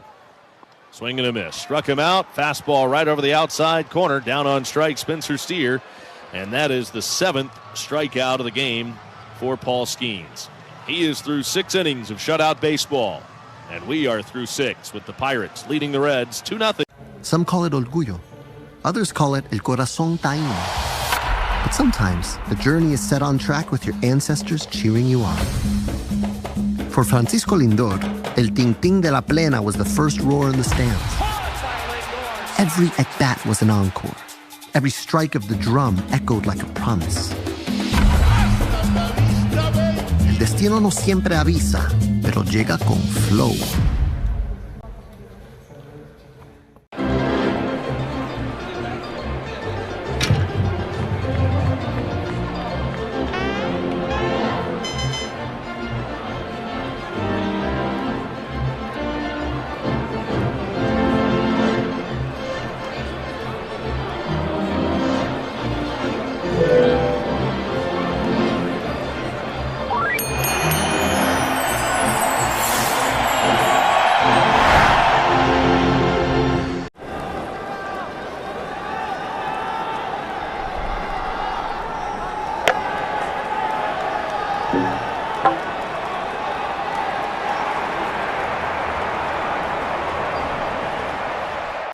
Five-man umpiring crew here today, and this young superstar is in the stands. And did their feet get tangled up? Yes, so Hoppy tripped, or he might have caught that ball. Down. There's a fastball. There's a flying bat. It's a high car. And that ball is off the ladder. It's actually off the ladder. You never see that. Haggerty is on with an infield hit. A little tumble behind the mound. Hat fell off. That was awesome. I mean, you just don't see that. On 700 WLW. Rookie right-hander Chase Burns out of the Reds bullpen. This is his 12th overall appearance. 8 of those being starts. This is his 4th appearance out of the Reds bullpen. He will get Tommy Pham to begin things here in the 7th. It is 2-0 Pirates at the moment. First pitch swinging, ground ball foul down the third baseline. Pham, Gonzalez, Nick York, all right-handed batters against the flame-throwing right-hander Chase Burns. He rocks back, he'll turn it loose. Foul to the right side, out of play. Slider that time from Burns. And he is quickly ahead of Pham at a no-ball, 2-strike count.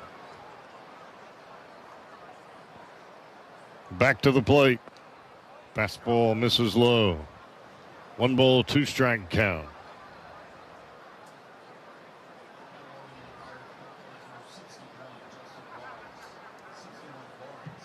Burns, the quick step back, pitch to the plate, slider off the outside corner. 2-ball, 2-strike count as right-hander Justin Lawrence begins to loosen in the Pirate bullpen. We saw Lawrence in last night's ball game as he came on in the 7th inning as well. Pitch, foul to the right side, out of play. A fastball down and away from the right-handed hitting Pham. Count stays at 2 balls and 2 strikes. Pham readies, Burns delivers. And it's fouled off again. 99 upstairs over the outside corner. It appears Paul Skenes is done. Hugs all over in the dugout for the Pirates. 6 innings of shutout baseball, 7 strikeouts. Check swing. He went around. That is strike 3. 1 down.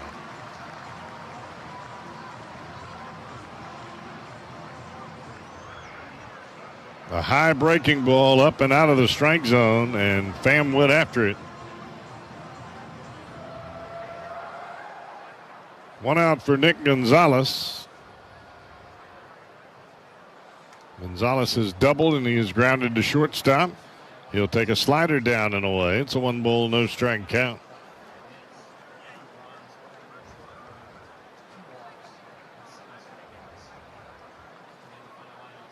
Burns, deep breath now. He kicks and deals. Swing and a miss. Fastball upstairs. 1 ball, 1 strike count.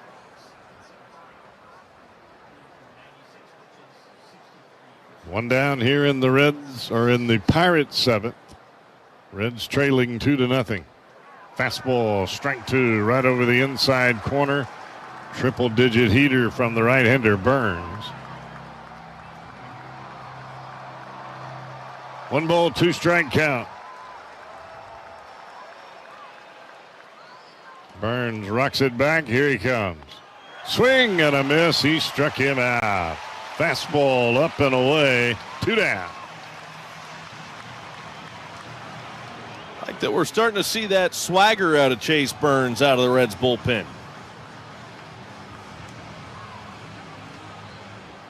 Here's Nick York. He's 0 for 2. Both of those at bats coming against starter Hunter Green. Swing and a miss at a slider down and away.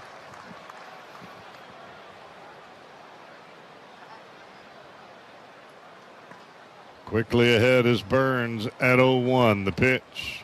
Slider bounces. That will roll back towards the backstop. And that'll even the count at 1 ball and 1 strike. Brian Reynolds has scored both Pirates runs here tonight as he walked with 1 out in the 4th, doubled with 2 outs. That came in the 6th and came around to score on hits by Spencer Horowitz.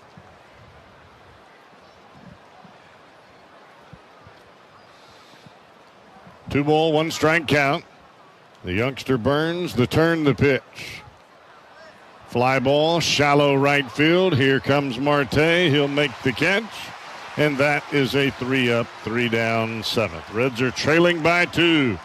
7th inning coming up. The bottom of the 7th, that is. Pirates and the Reds here on the Reds. Sometimes your calling doesn't shout.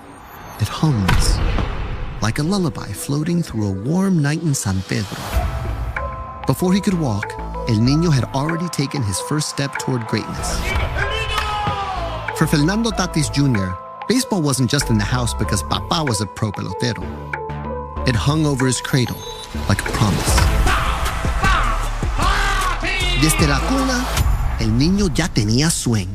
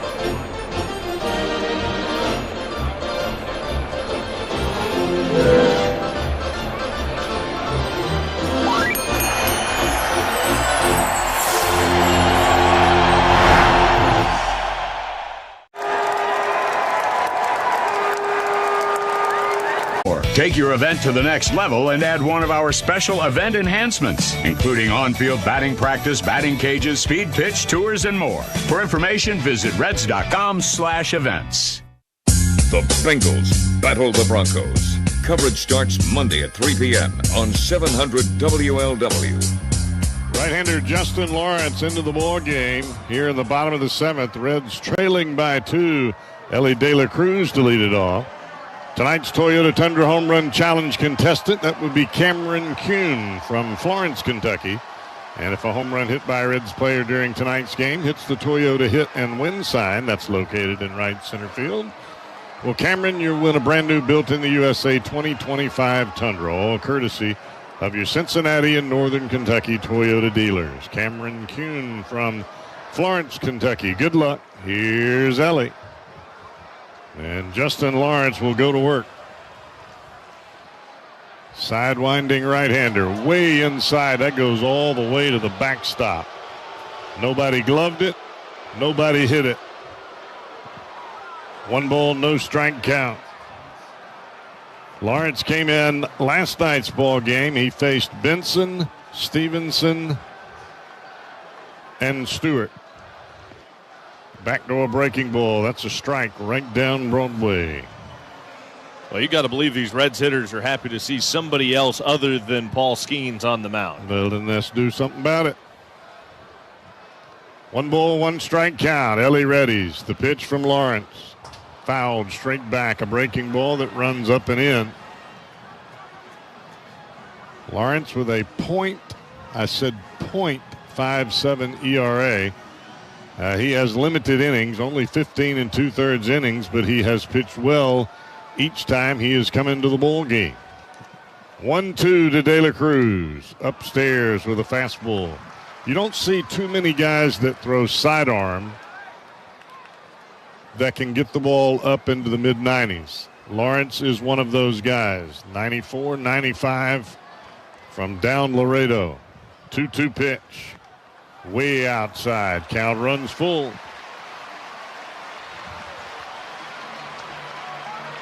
And Lawrence can throw that breaking ball on both sides of the plate. He can backdoor it. He can run it up under your hands. 3-2 pitch to De La Cruz. Here we go. Swing and a miss, and he struck him out. A breaking ball right over the outside corner. 1 down. So here's Sal Stewart. Stewart faced Lawrence. He was the last out of the 7th inning.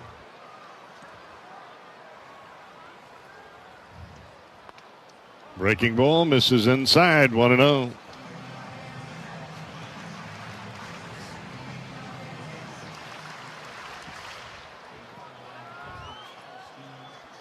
One ball, no strike count. Lawrence back to the plate. Fouled at home plate. Sinking fastball right in on the hands of Sal Stewart. And that makes it a 1 ball, 1 strike count. Sal has flied to left. He has flied to center here tonight. Both of those at-bats coming against the starter, Paul Skenes. Pitch. Breaking ball.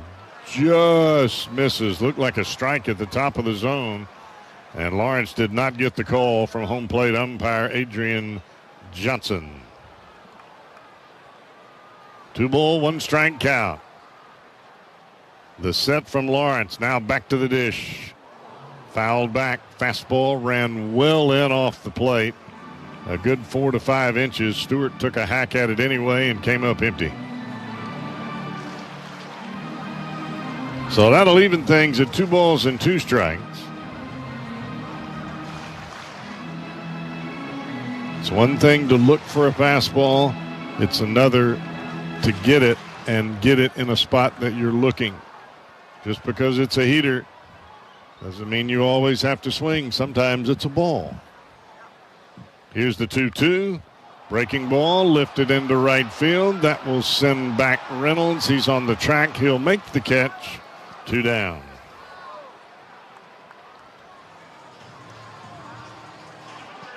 So a couple of quick outs for the right-hander Justin Lawrence. That will bring Tyler Stevenson to the plate.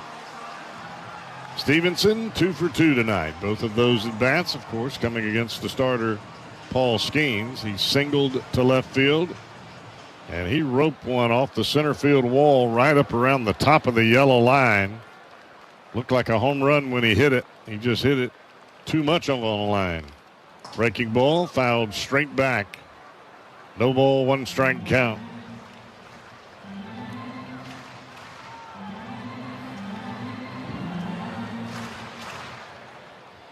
Reds looking for a little 2-out rally of their own. Well, they've got to get somebody aboard.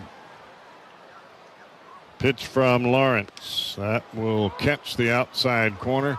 A 96-mile-an-hour fastball from that sidearm position, and he painted the outside edge. Stevenson will call timeout. He's out of the batter's box. It's a no ball, 2 strike count.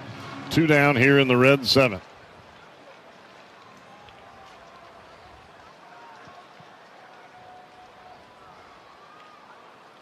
Lawrence back to the plate. Breaking ball bounces over in the left-handed hitter's batter's box. 1-2 now.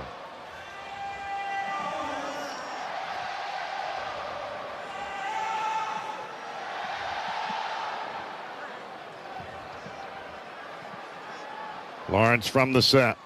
Breaking ball, front door, tried to catch the inside edge. Didn't quite get it there.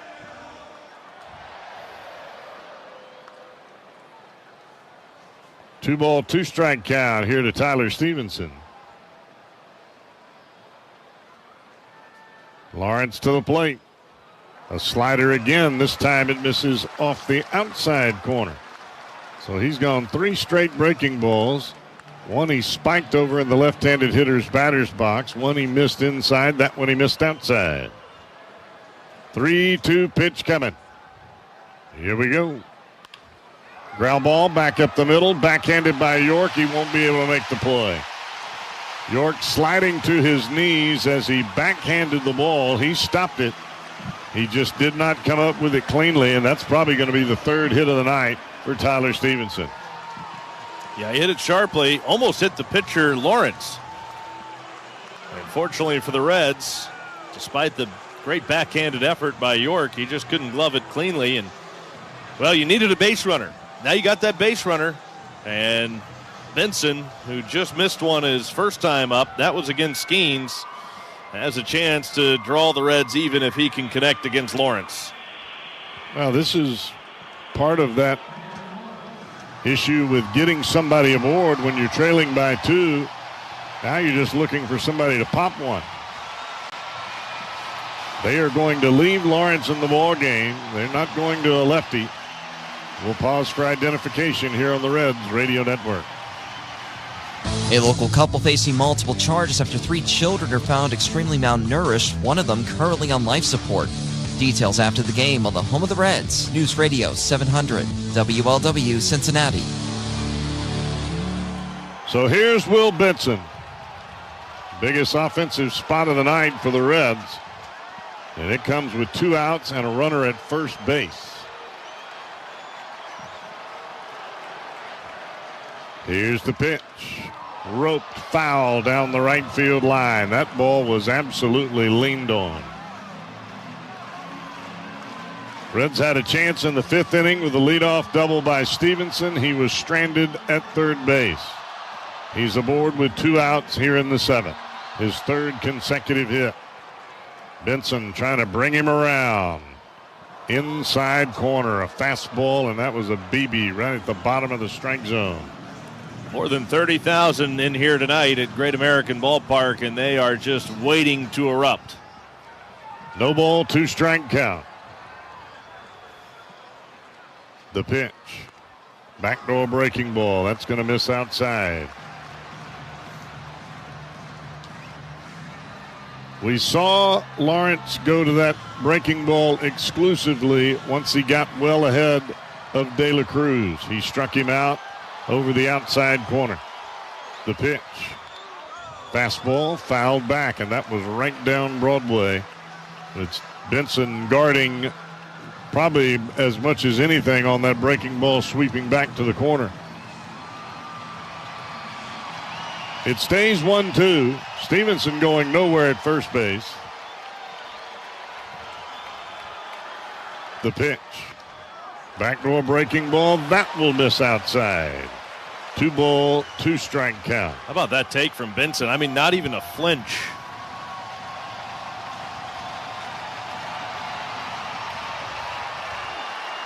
Benson readies. Lawrence comes calling. Down and away. Another breaking ball.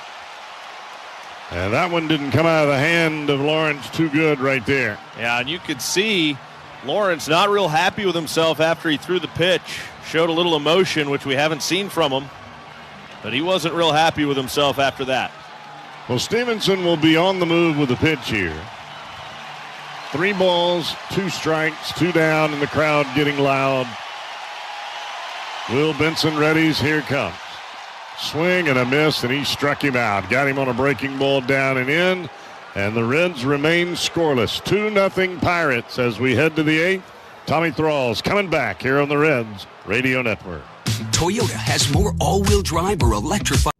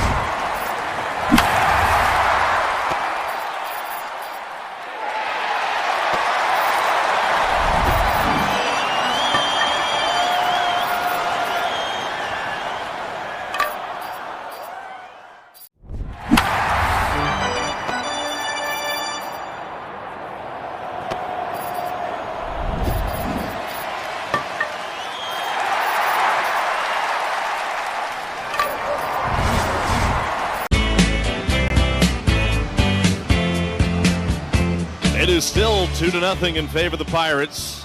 Reds have had opportunities. They just have yet to be able to come up with the big hit. Meanwhile, in Chicago, the Mets and Cubs are scoreless. Scores around the league. Brought to you by FanDuel. Swing for the fences and join FanDuel today. Official partner of the Reds. The Diamondbacks don't play until a little bit later on. There's a 9:40 beginning against the Dodgers. Henry Davis standing in. Chase Burns back to work. First pitch on the way. And a swing and a fly ball. High, deep right center field. On the run. Friedel on the track. Friedel's there. He's got it up against the wall at the 370 sign. Good running catch by T.J. Friedel for the first out of the Pirates' 8th inning. Now back to the top of the order. Here's O'Neal Cruz. He's 0 for 3 tonight. Struck out twice against Hunter Green and then flew out to right field his last time up against Hunter. Green started, went 6 innings, allowed 2 runs on 5 hits with 2 walks, and he struck out 7. First pitch in there for a called strike. Fastball at 99, 0-1 on O'Neal Cruz, a left-handed hitter.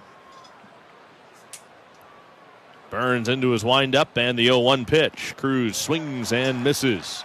Good changeup fading down and away from the left-handed hitter. 0-2 the count.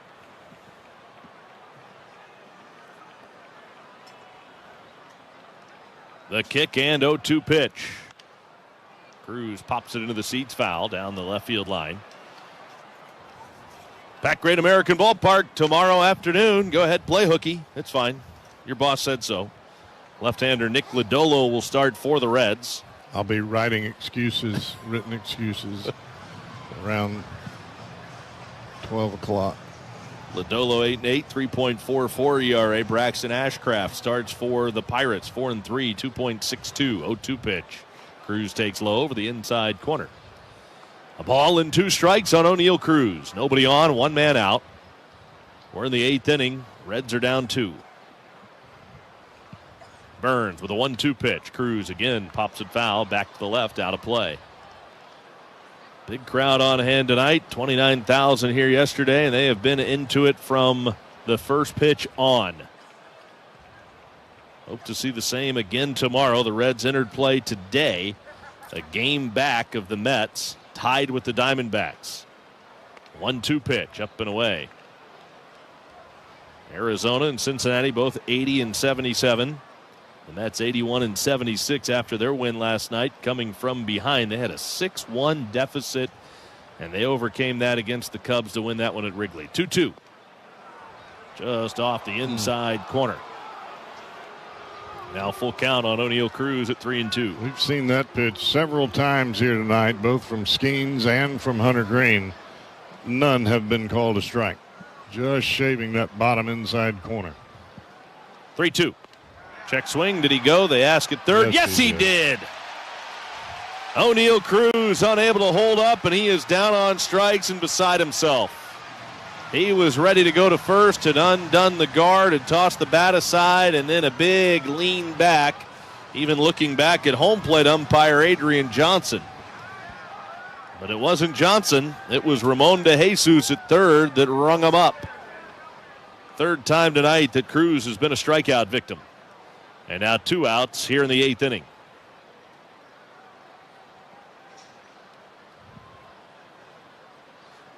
Jared Triolo. First pitch to Triolo. Swing and a miss. And a high fastball from Chase Burns. And the count is 0-1. Stay up there.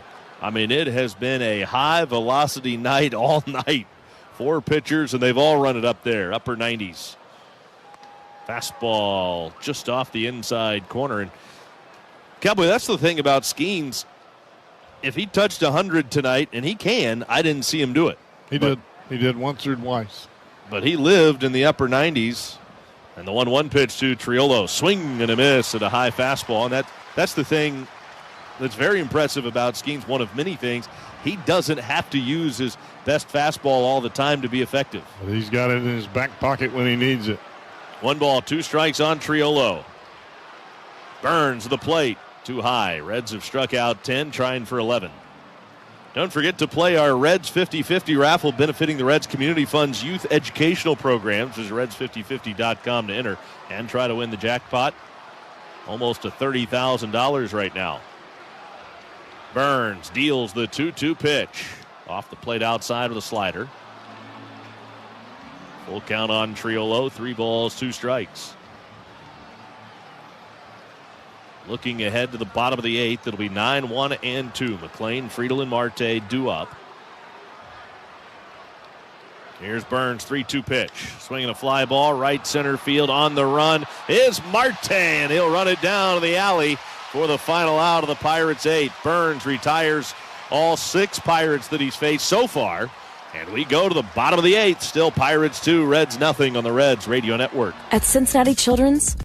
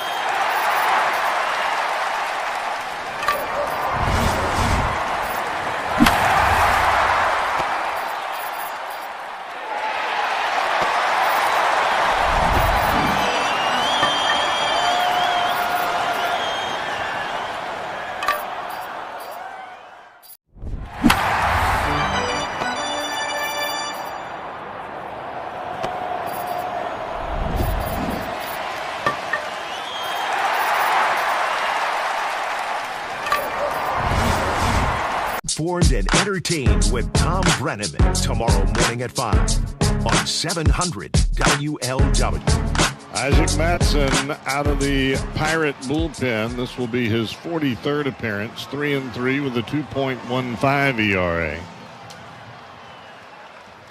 Matson will go to work against Matt McLean.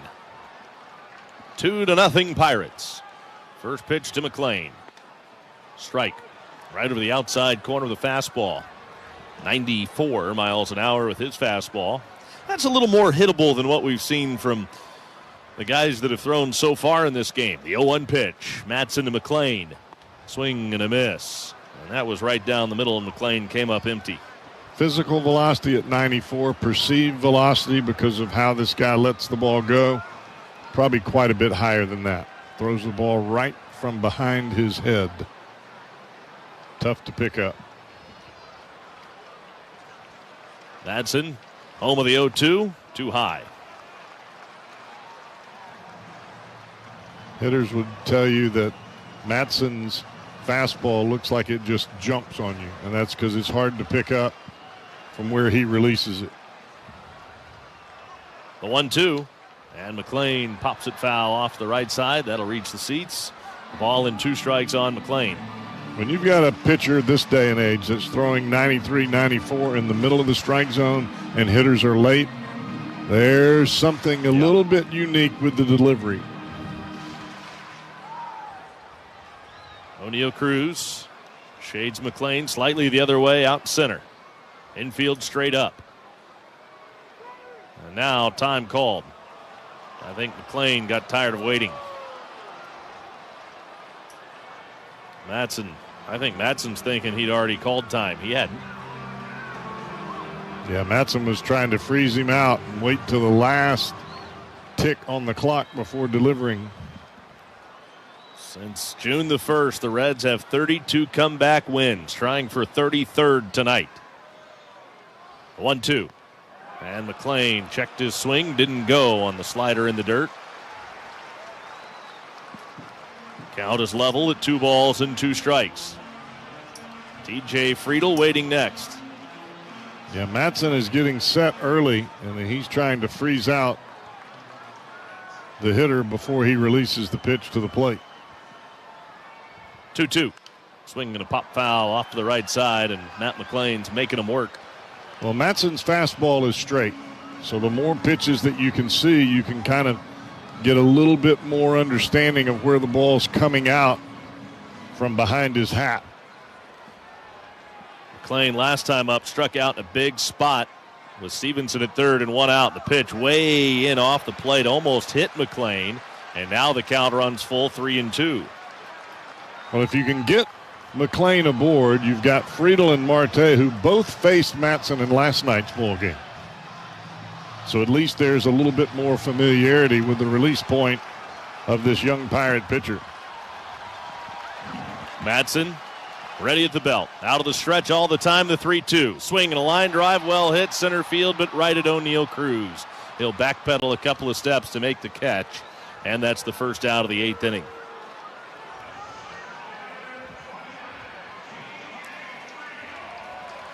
Now back to the top of the order, TJ Friedel. 1:40 start tomorrow. We're on the air at 1:10. If you're thinking about coming out at the ballpark again, tickets start at just $8. The 3-2-1 Tuesday specials in full effect. $3 beers, $2 hot dogs, $1 ice creams. You know the drill. Final home game of the regular season as the Reds try to make a push for October. The pitch to Friedel. Swinging a sharp ground ball right side. Diving stop York from his knees. A one-hop throw in time to get Friedel. Boy, that ball was scalded in the hole at second base. And Nick York laying out to his left, able to make the diving stop to get Friedel for the second out of the 8th inning. He had to bounce the throw. He couldn't quite get his hips around.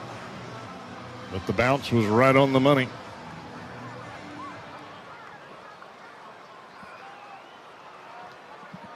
Now Marte. The pitch. Marte swings, sprays it foul, slicing it back into the seats and out of play. 0-1 the count. Marte's had a tough ball game. 0 for 4 last night, 0 for 3 tonight. Couple of strikeouts tonight. And a ground out to the second baseman, the 0-1. Marte hammers it high, deep center field. Cruz going back on the track, leaps, and it's off the wall right by the 404 sign. Cruz is down. The ball sits on the track. Marte's around third. He's going to score an inside the park home run for Noelvi Marte. And the Reds are on the board. Cruz still slow to get up. He's up to his knees. He almost made a spectacular catch, leaping at the wall, but the ball hit off the wall and rolled along the track. Cruz waving off the trainer and manager. But the Reds are on the board. Well, that ball was scalded by Noelvi Marte. He ran the big fellow O'Neill Cruz right into the wall. I actually think it might have hit O'Neill Cruz as he went leaping into the wall. Maybe not, just to the left of him. But it's an inside the park home run for Noelvi Marte for his 14th home run of the year. The ball wasn't picked up on the track by the left fielder Tommy Pham until Marte was already around third. They had no chance. So the Reds are on the board. It's a 2-out home run for Marte.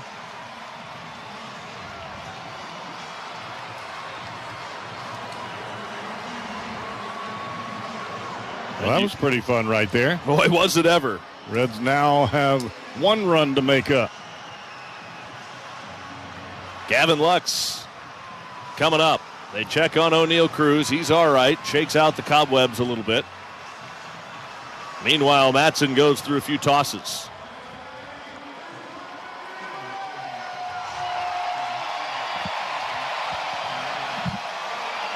So here's Lux.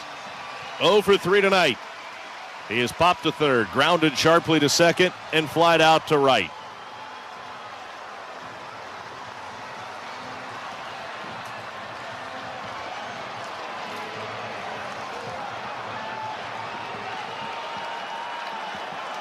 Right-hander comes set.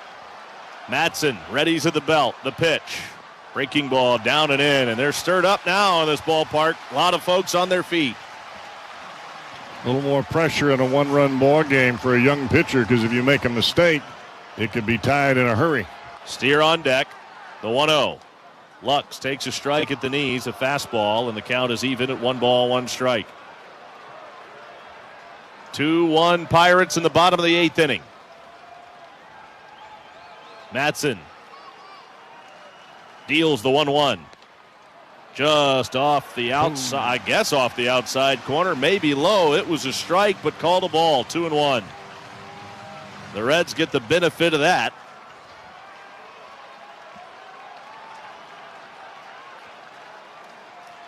And the 2-1 in the dirt, 3-1 on Lux.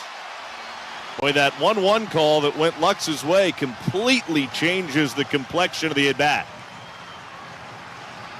Very similar to that pitch called to Matt McClain in his at-bat. It was a ball, and it went as a strike. 3-1 on Lux. The pitch. High ball 4, and the Reds have the tying run on. Quite a bit of momentum has now shifted in the Reds' direction. And here's Spencer Steer. All of this with 2 outs. The inside the park home run from Marte. Now the 2-out walk of Gavin Lux, bringing up Spencer Steer and sending Henry Davis out to the mound to try to settle down the young Matson. Steer, 1 for 3 tonight against Paul Skenes. Skenes struck him out to end the 6th. Steer was the final batter that Skenes faced.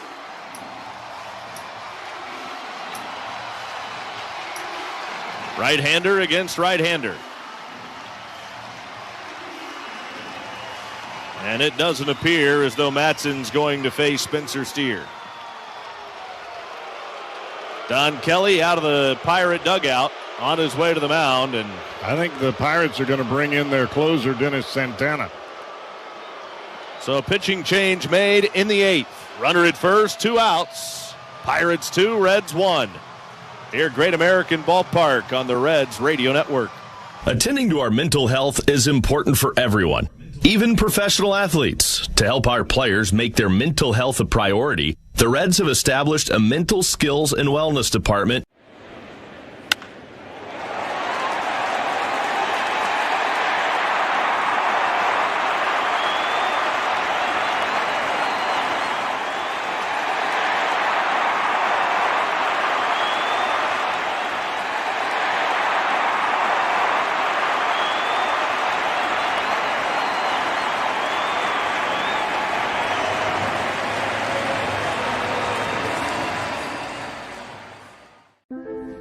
Sometimes your calling doesn't shout. It hums. Like a lullaby floating through a warm night in San Pedro. Before he could walk, El Niño had already taken his first step toward greatness. For Fernando Tatis Jr., baseball wasn't just in the house because Papa was a pro pelotero. It hung over his cradle like a promise. Desde la cuna, El Niño ya tenía swing.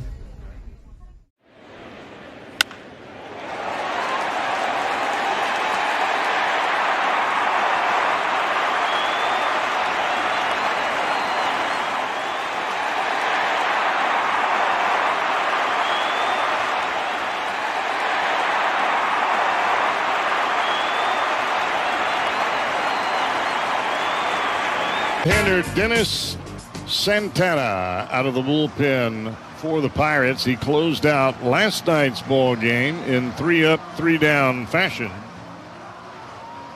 He'll get Spencer Steer, who was the first out in the ninth last night. And then Ellie De La Cruz, who he walked, is waiting on deck. Right now, the Reds have a bit of momentum working in their direction. Yeah, this ballpark pretty fired up right now. Steer 1 for 4 lifetime against Santana. The pitch up and in, and he twists. No, it hit him. That'll send Lux to second and brings Ellie to the plate with 2 on and 2 out. Go ahead run over at first. Tying run in scoring position, and Ellie coming up.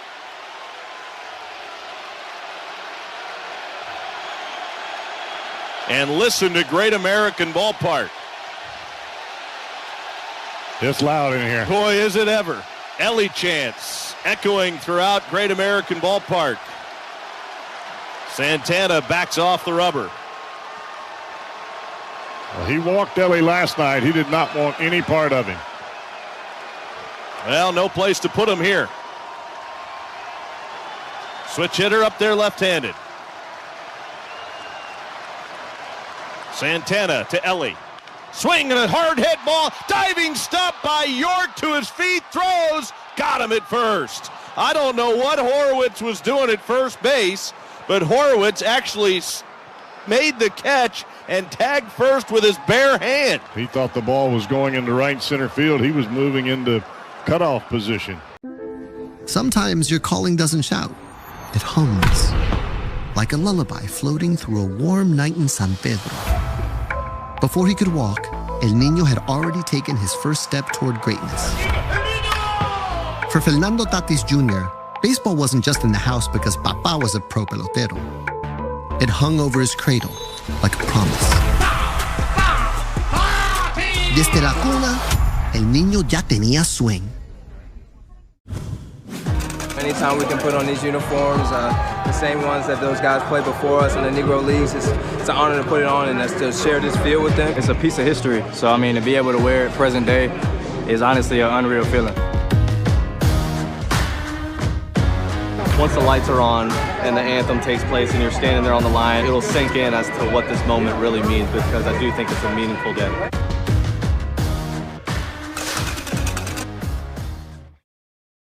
What else is going to happen today? Henderson's bat goes flying into the stands on a strikeout. That's not good right there.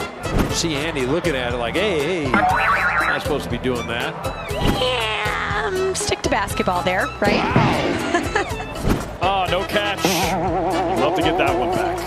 Alonso lost the bat as he flung at that high fastball.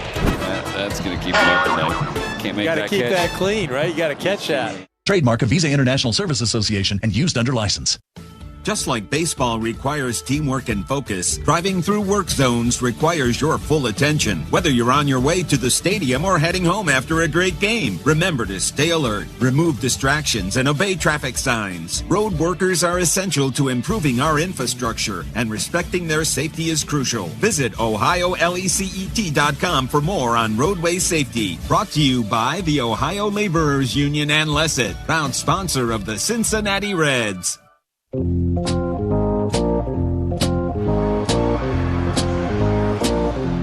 It is a Reds Wober's mustard pitching change. Wober's mustard. Let's put some mustard on it. And this will bring Emilio Pagan out of the Reds bullpen. Pagan trying to put a big 0 on the board and give the Reds a chance to walk it off in the ninth. It is Brian Reynolds leading off the Pirates' ninth inning against Pagan. Reynolds has scored both Pirate runs tonight. A one-out walk allowed him to reach in the fourth. Then he scored on a double into the corner. First pitch, a strike from Pagan, a fastball over the outside corner, 0-1 on Reynolds. Then he hit a two-out double off the center field wall in the sixth inning. Spencer Horwitz singled him home past the third baseman Stewart. Pirates are up 2-1. Pagan to Reynolds, fouled back. 0-2. It is out of the ordinary in this day and age where a closer comes in the eighth, is asked to get a big out or two, and then come back and pitch in the ninth. Most closers only show up in the ninth inning.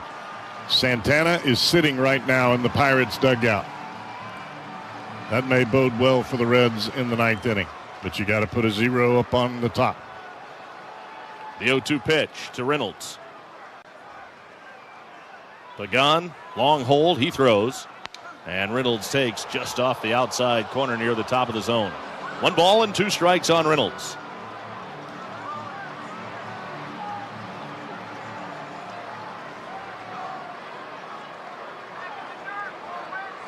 Pagan comes set. The 1-2, and it hit him.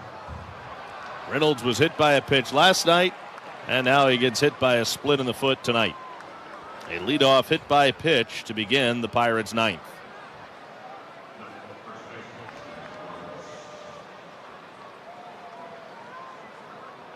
Now the batter is Spencer Horwitz, who has been a thorn on the Reds' side all night.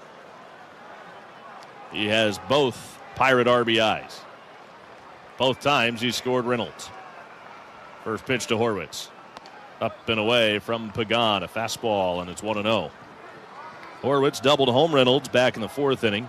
Then he singled him home in the sixth. He struck out his first time up. Pagan sets, readies at the belt, and here's the 1-0 pitch. Strike called on the outside corner as he splits the edge with a fastball to even the count at 1 ball and 1 strike.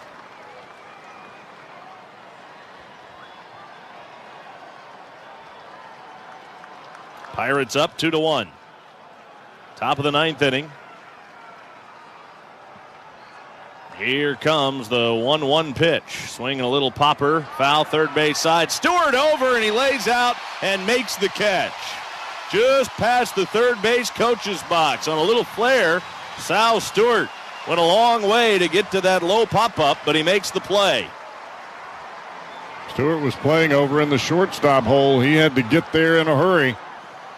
And it took a diving effort to make that play. Diving backhanded catch by Stewart is the first out of the ninth inning.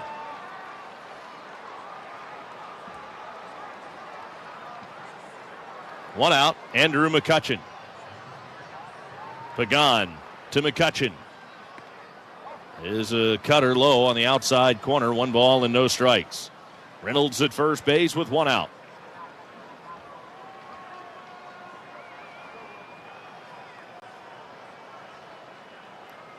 Stevenson punches in the sign for Pagan. He turns it loose. Swing and a foul back this way. Look out.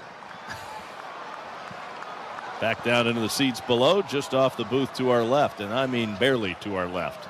I thought that was taking out your monitor there, partner. I did too. 1 ball and 1. It's either the monitor or me, and I was moving. You made sure it wasn't going to be you. Pagan to the plate with a 1-1. Picked to first, runner back. That was a nice little maneuver there. Kind of a little slide over. Hey. Say my first rodeo. Right. Not my first rodeo, bro. 1 ball, 1 strike on McCutchen. Pagan's ready, and here comes the 1-1 pitch. In the dirt. 2 balls and a strike.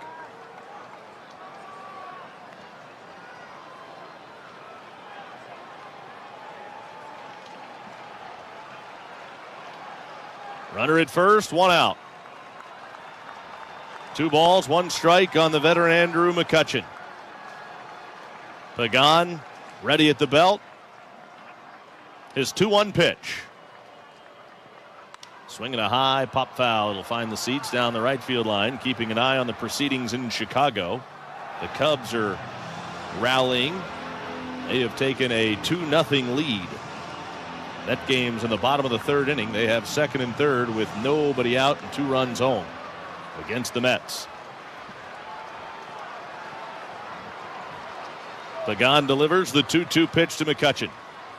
Swinging a ground ball off the front of the third base dugout. Cubs have Tong's feet to the fire there in the bottom of the 3rd inning.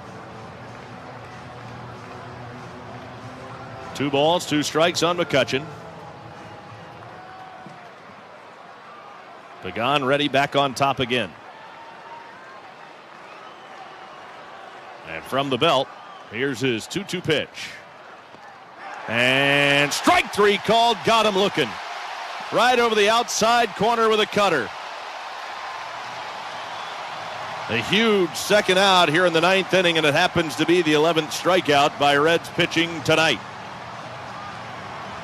That means free pizza starting tomorrow. Every fan with a ticket from tonight's game can enter their Reds ticket code at larosas.com/Reds to receive a coupon code for a free small 1-topping pizza, thanks to our friends at La Rosa's. Now Tommy Pham, swing and a miss, strike 1. Pham 0 for 2 tonight, is 0 for 25 now, is stretched to 0 for 27. He did walk his first time up.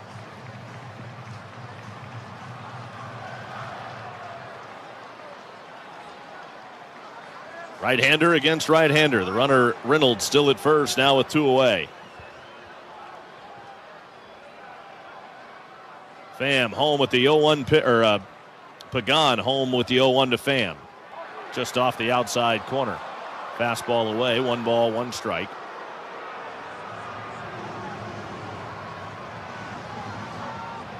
You look at Pham's stance, he's got that right elbow really high and the barrel of the bat pointing towards the pitcher. It's tough to get to that high fastball, and that's what he struck out on 2 times tonight. The 1-1 fouled back, and a ball and 2 strikes. Most hitters with that high elbow, they're looking for that ball at the bottom of the zone. That's the ball that they can get to. A ball and 2 strikes now on Pham. Reynolds at first. Pagan sets. And here is the 1-2 pitch to Tommy Pham. Swing and a little tapper toward third, and it'll be a foul ball. So we'll try it again. Cubs are still rallying in the bottom of the 3rd inning. They have scored 4 times and have runners at 2nd and 3rd. Still nobody out in that inning. Cubs trying to snap their longest losing streak of the season. Of course, started right here in Cincinnati when the Reds swept them in 4. 1 ball, 2 strikes on Pham. Pagan ready again. Here is the right-hander's 1-2 pitch. Too high with the fastball. He tried to get him to go after it. That's the other part. Pham doesn't chase a whole lot of pitches out of the strike zone. That's why, even though he's in the middle of this 0 for 27, he still managed to draw 7 walks. He is 0 for 4 lifetime against Emilio Pagan. Reynolds away from first base.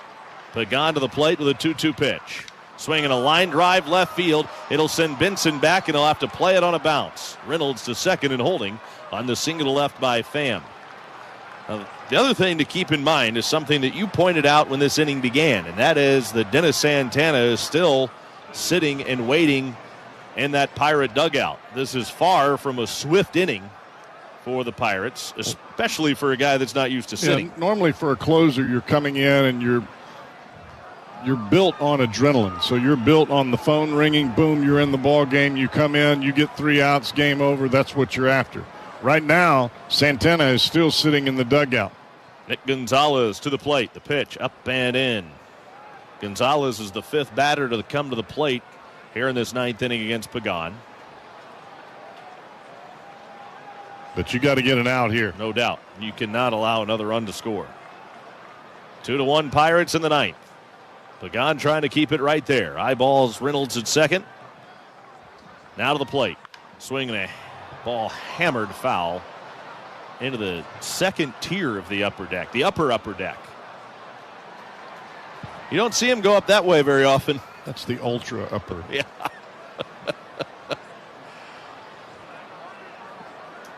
Did I mention he likes the ball in? Ooh. 1 ball, 1 strike on Gonzalez. Pagan sets ready, and the 1-1 pitch. A little low on the outside corner. Cutter didn't miss by much. And now Gonzalez ahead of the count. 2 balls and a strike.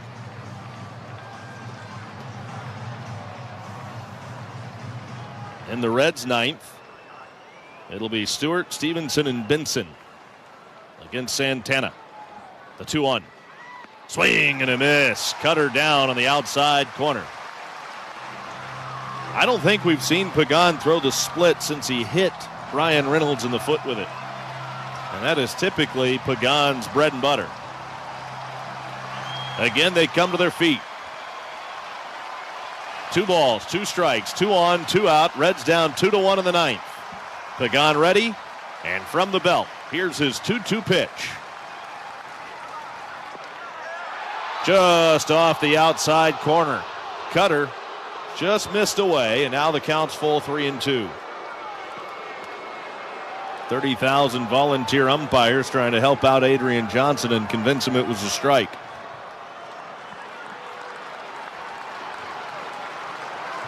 Now both runners are in motion. Pagan's payoff. Ball 4. He missed down and away. There was the split again. And he missed badly with it. And now they're loaded. And here's Nick York. And here's Derek Johnson. Reds pitching coach will go to the mound before he deals with York. Again, if you get out of it, it just further ices Santana. But you got to get out of it. And Nick York, 0 for 3 so far tonight. He had 2 hits in last night's game and has now hit safely in 5 straight entering play tonight. And that hitting streak, modest though it may be, is on the line right now. Make sure you stay tuned after the game. It'll have the Toyota Tundra star of the game. It'll have all the scores around Major League Baseball, highlights from tonight's contest, and oh, so much more. All coming up once we're done on the Reds postgame show. Now Scott Barlow begins throwing in the Reds bullpen. The Reds do have a home run tonight. It was an inside the park home run from Noelvi Marte, and that was tonight's Tickets for Less home run. Score Reds tickets with no fees on the free Tickets for Less app. New users score an exclusive discount. York's up there. He likes to go the other way. McLean shading up the middle. Steer playing behind the runner at first. Bases loaded. 2 outs. Pagan throws. Swing and a fly ball. Right field should be routine for Marte. He's in and under it. He's got it. And the Pirates leave him loaded in the ninth.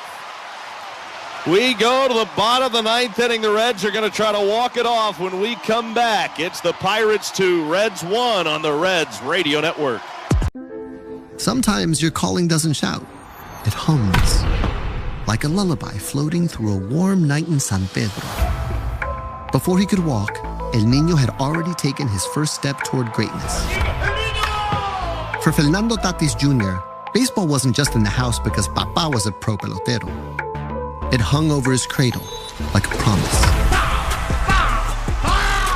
Desde la cuna, el niño ya tenía swing.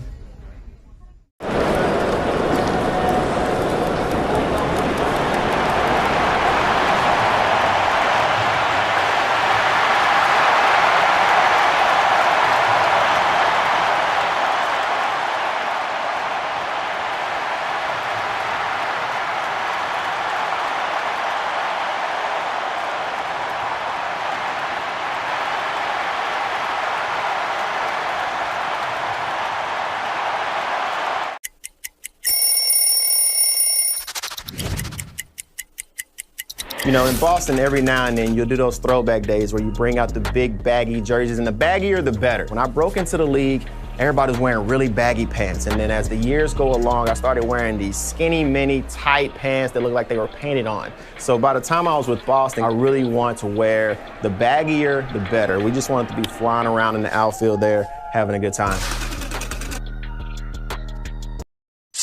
The Cincinnati tri-state area's top convenience, liquor, and corner stores. On time, every time. We're proud to be the home team behind your local store. Big enough to deliver and local enough to care. Learn more at topics.com. He's an everyday schmo, just like you and me. Scott Sloan, tomorrow morning at 9 on 700 WLW. Well, the Reds come to bat here in the bottom of the 9th inning. Reds trying to keep their playoff hopes alive and possibly even move back into that wild card spot depending on what happens at Wrigley. You need at least 1, 2 to win. Right now 5-0 Cubs. First pitch.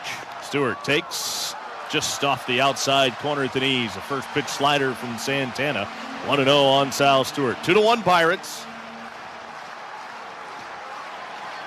Santana ready at the belt. Here is the 1-0 pitch. Swing, and he barely got a piece of the slider at the knees down the middle. 1 ball and 1 strike.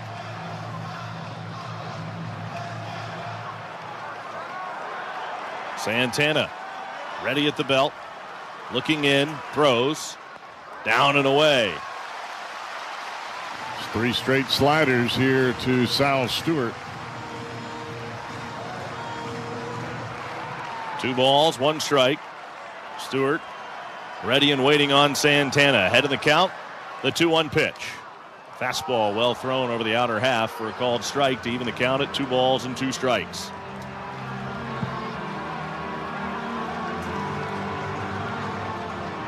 Stevenson, then Benson will follow. Stevenson's had a good night tonight. Santana, home of the 2-2. Swing and a miss. Struck him out with a slider over the inside corner at the knees. Stewart's down on strikes to begin the Reds' bottom of the 9th inning. This copyrighted broadcast is presented by authority of the Cincinnati Reds and may not be reproduced or retransmitted in any form. And the accounts and descriptions of this game may not be disseminated without the express written consent of the Reds. This copyright reminder is provided by Dinsmore, the official legal counsel of the Reds. Stevenson just missed a home run, ended up settling for a leadoff double in the 5th. He was stranded at 3rd. Santana to Stevenson. Way outside with a cutter, ball 1. Stevenson's seen it well so far tonight. He is 3 for 3.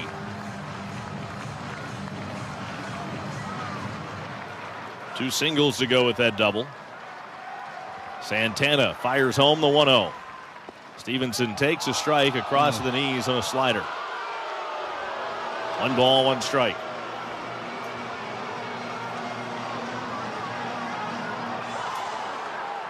Most of Great American Ballpark is on its feet right now here in the bottom of the 9th inning. Nobody on, 1 out, the 1-1. Just off the outside corner with a fastball. And the count moves in Stevenson's favor. 2 balls and 1 strike.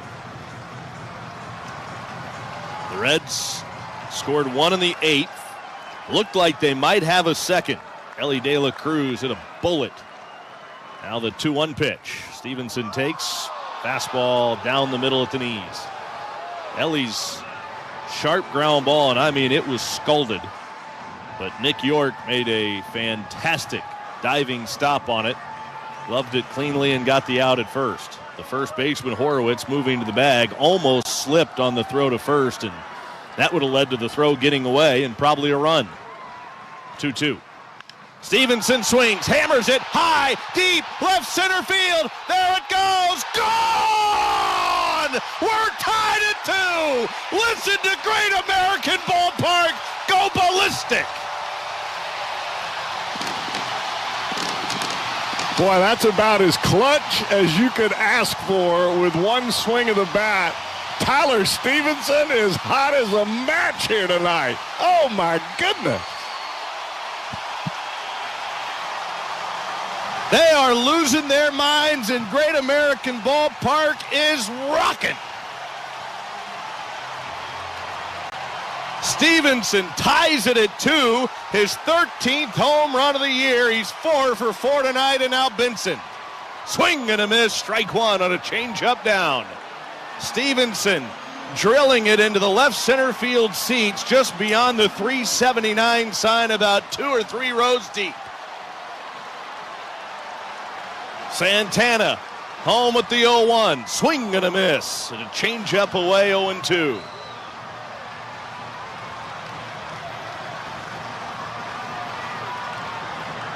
There ain't nobody sitting now. I don't care if you're 105, you're standing. Help me up, honey. 0-2 on Benson. McLean waiting on deck. Nobody on, 1 out. Santana to the plate. Over but low with a changeup. 1-2.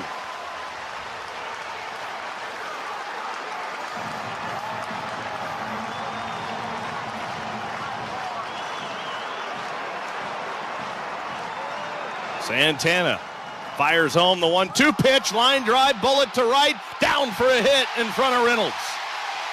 And Benson's aboard. I was afraid it was going to be hit too hard, but it got down just before Reynolds could get to it.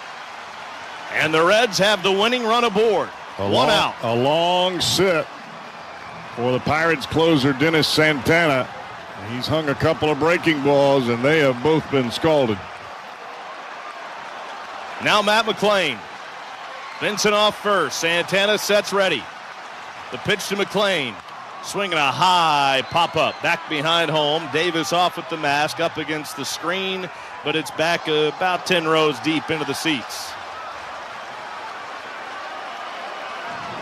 0-1 on McLean.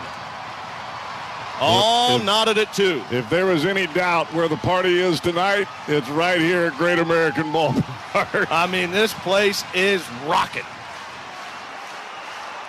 Now time called. And that's because the ball got loose out in right center field. Well, it wasn't really a ball. It was one of those foam balls from Redzilla. 0-1 the count.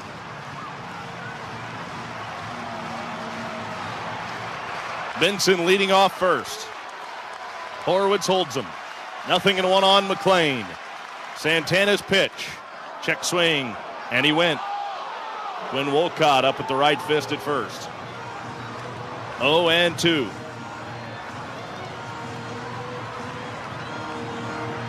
He did.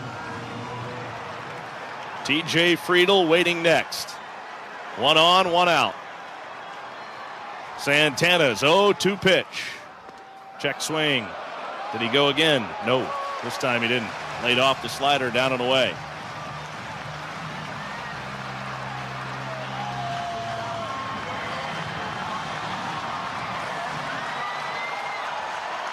Santana, the pause of the belt. The 1-2. Swing and a miss. Struck him out on a slider in the dirt. McLean's down on strikes. 2 away here in the 9th inning, and now back to the top of the order is TJ Friedel.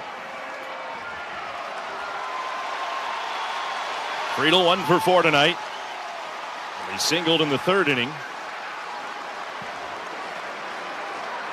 Grounded out a couple of times. He was also robbed of a base hit by Nick York in the 8th. The pitch. Friedel hits it sharply right at York. He gloves, flips to first in time, side retired. But Tyler Stevenson with maybe the biggest clutch hit of the year. A game-tying solo home run into the left center field seats. Sends us to extras. We go to the 10th, on to Cowboy. 2-2 Reds and Pirates on the Reds Radio Network. Crackers, pega con todo. Aguacate, que sabor. Crackers, pega con todo. Before he was feared on the field, Ronald Acuna Jr. was chasing wins on a different kind of field.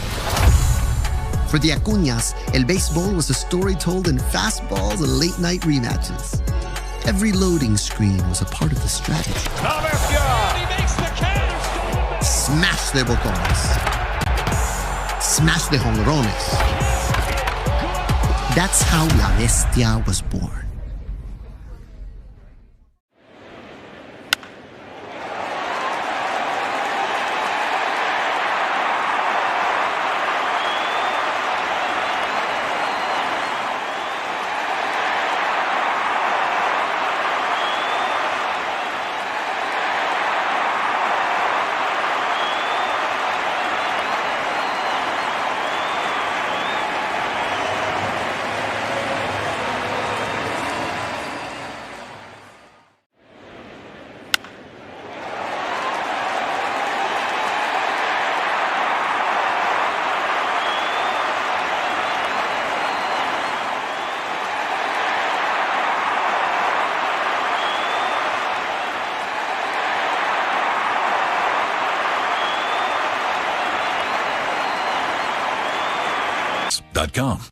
What does summertime in the Ohio River Valley mean to you?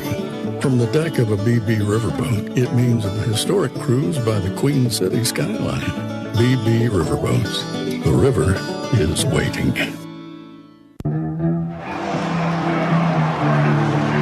Tony Santillan out of the Reds bullpen. He is our Reds Wober's Mustard pitching change. Wober's Mustard, let's put some mustard on it. Brian Hayes will take over at third base as we head here into extra innings. Buckle your seatbelt, folks. Nick York is the ghost runner at second. Here's Henry Davis. And a first pitch. They're going to say he went and bunted at it. That ball was right at the face of Henry Davis. He squared around to bunt, and that ball ran up, and it fouled off the bat. That was more of a life-saving measure for Davis than anything else, especially after watching Tarek Skubal hit Fry in yesterday's bowl game. The bat was pretty much in front of his face when he fouled it off. No ball, one strike count. De La Cruz right there with York at second, the pitch, and that ball is going all the way to the backstop. This time it's a wild pitch from Santillan. I think the Reds are saying that, well, no, there's jarring between the dugouts. How about that? I mean, that pitch was right at the head of Henry Davis. It's a wild pitch. It sends the runner to third. And it's a 1-ball, 1-strike count. Reds bring their infield in. Santillan sets, and here he comes. Fastball right over the outside corner. That is strike two.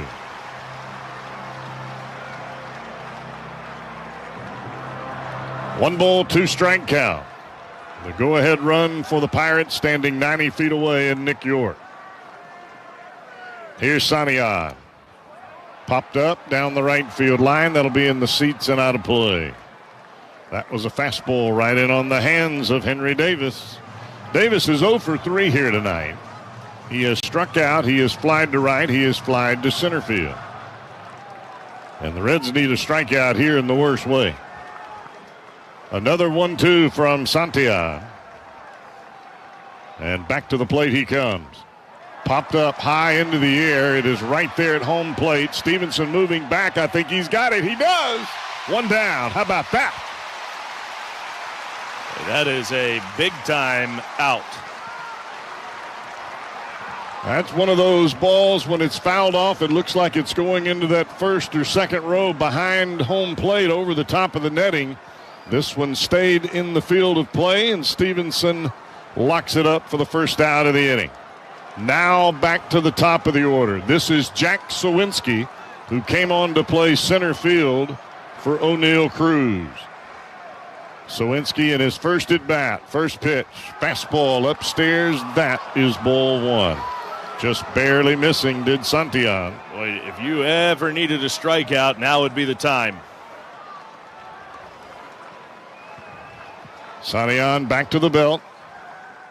The pause, the pitch. Swing and a miss. Fastball up and away. And Sowinski right up underneath it. 1-ball, 1-strike count. Here we are in the top of the 10th inning. We are tied at 2 apiece. Santillan sets. Back to the plate he comes. Line drive into center field. Racing back is Friedel. He won't get it. It's going to bounce over the top of the wall. That'll be a ground rule double for Sawinski. And the Pirates have retaken the lead. It is now 3-2. Boy, Sawinski came in a struggling hitter. I mean, this is a guy that came into this series hitting 131. He doubled and got the Pirates rally started in the second inning last night, and now he hits the go-ahead double in the 10th inning tonight. That'll bring Jared Triolo to the plate. He is the number 2 batter here in the Pirate order, and he will bat with a runner standing at second base. Sawinski can run a little bit. The pitch. Breaking ball way up out of the strike zone.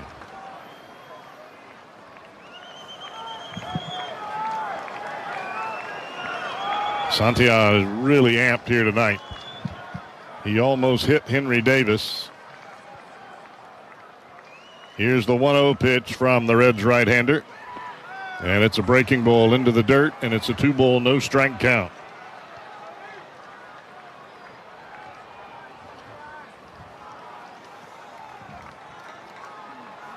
Dowry Moretta, a right-hander, former Red, throwing in the Pirate bullpen.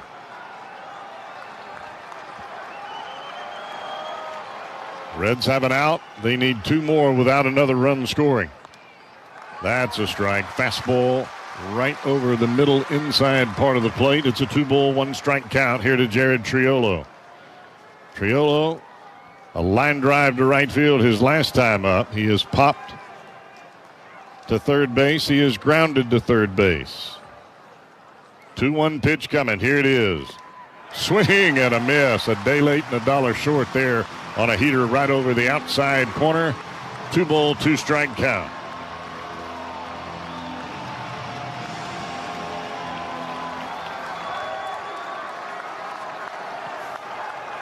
Santillan quickly back to the belt. Eyeballing Stevenson. The pitch. Strike 3 called. Fastball right over the outside corner. 2 down.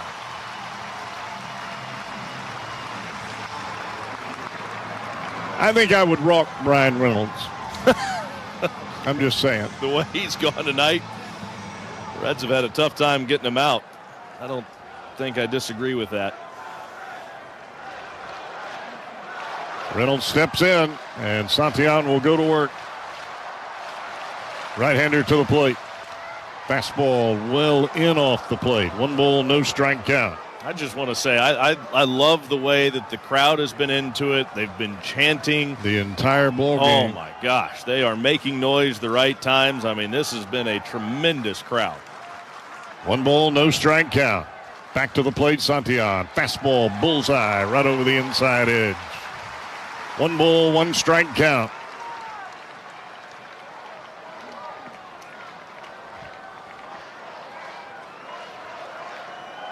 Santillan comes to the set. Sawinski with his lead at second.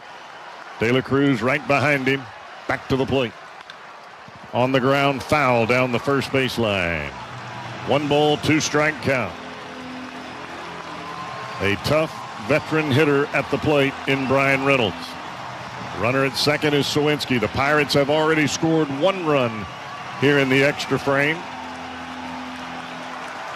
And Santillan trying to keep it right there. It's a 3-2 ball game as we speak. Here's the 1-2. Ground ball up the middle. De La Cruz has it. He will turn. He will throw in time. And that'll do it. The Pirates have played a run. They lead at the moment. It is a 3-2 Pirate lead. Bottom of 10 coming up here on the Reds Radio Network. This is the sound of you getting insurance.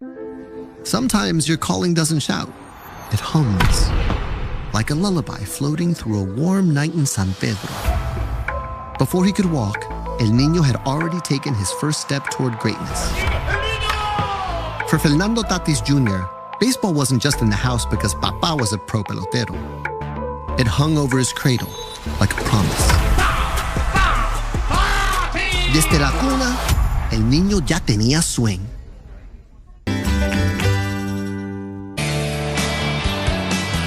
Extra Innings is presented by Geico, providing fans with more of what they love. Get more baseball, get more with Geico. Dowry Moretta coming in out of the Pirates bullpen. This will be his 18th appearance. He is a former Red. And he will get the heart of the Reds order. Noelvi Marte will come to the plate. TJ Friedl will take his position out at second base as the ghost runner. The Reds have to have at least one run here in the 10th inning, or they will not win this ball game. 2 will win it. Well, one we keep right on playing. I don't think the Pirates are anticipating a bunt from Noelvi Marte. I wouldn't expect that he'd be bunting here either. Friedl with the lead at second, and Noelvi Marte steps in.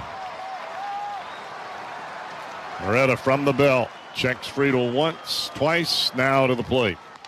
Way outside, ball 1. It's a big spot for Marte. He pitched in the 5th inning last night. He came on, they got an out rather quickly before he even had to face a batter. 1 ball, no strike count here to Noelvi Marte. The pitch. Way up top, 2-0. And with each of these first 2 pitches missing as badly as they are, if you're Marte, you've just got to shrink your strike zone. When we saw Marte in a Reds uniform, now granted he was much younger at the time, but this is where he faltered. The most pressurized moment, he couldn't figure out a way to get the ball over the plate. It's 2-0. The pitch. That is called strike 1, a cutter up and away. And a good take by Marte, because that was about as borderline as you could ask for. If it caught the edge, it just barely gave it a little peck on the cheek. 2 ball, 1 strike count. Marte from the belt. Checks Friedl once, twice, now a 3rd time. Back to the dish. Way up and outside. 3 ball, 1 strike count. Bring your patience to the plate if you're a Reds hitter.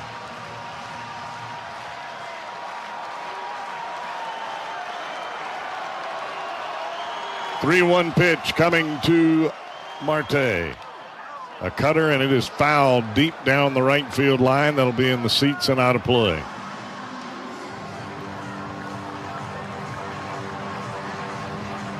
How's your heart rate over there? I'm doing all right. Okay, good. Makes one of us. Marte's last time up was an inside the park home run. Right off the center field wall as he ran O'Neal Cruz into the wall, and that took O'Neal Cruz out of the ball game. It is a 3-2 count. Friedl off the bag at second. Marte checks once. He'll check again.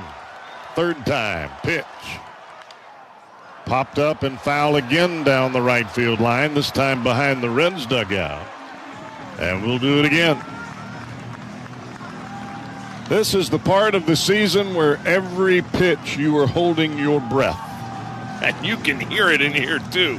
As the pitch comes in, this crowd's making a little noise. Then the pitch comes in, silence. Everybody's standing oohs and ahs with every pitch thrown. 3-2 pitch again from Marte. Here it is. Line drive into center field. That's a base hit. Friedl will have to hold at 3rd. The Reds have 2 aboard here in the 10th. They are trailing by 1, and that brings Gavin Lux to the plate. Friedl didn't get a great read on it. It was lined into center field. There's no way that ball was going to be caught, but he froze for just a moment, and once he froze, there was no chance he could score. Of course, I don't know that you want to pressure Luck with that runner there anyway with nobody out. Especially with the hitters you have coming up. It is a 3-2 ball game. The Pirates will play their infield at double play depth. Gavin Lux. He readies the pitch. Rip high and deep to center field. This should do it. It should get Friedl home. Caught by Sawinski. Marte will have to hold it first. We are tied at 3 apiece. Give Gavin Lux a sacrifice fly. He gets the job done. We're not done yet. Big league at bat by Gavin Lux to get Friedl home from 3rd. Saw a pitch he could get into the air and get that run home from 3rd. And he drove it to center field and got the job done.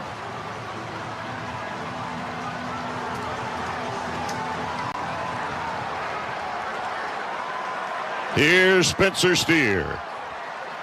Steer 1 for 3 on the night. Marte to the plate. Way up high. That missed about 3 feet above the strike zone. Henry Davis had to actually jump out of his crouch and into the air to make the snag. 1 ball, no strike count. Marte from the belt. Here he comes. Popped up right here behind home plate. They're aiming for me, partner. Yeah, they are. Boy, that was a hanging breaking ball right there. That's the kind of pitch that Spencer Steer can really do some damage on. He had a healthy swing just a bit underneath it. 1 ball, 1 strike count. Steer readies. Marte to the dish. Swing and a miss. Fastball up and away. And Spencer comes up empty, and it's a 1 ball, 2 strike count. Ellie De La Cruz waiting on deck. Marte still standing at first base. The speed was on display earlier on the inside the park home run. He can run. Here's the 1-2. Fouled back again. Fastball again up and away from Marte. And this time a better swing by Steer, but still just a tad tardy. Count stays at 1 ball and 2 strikes.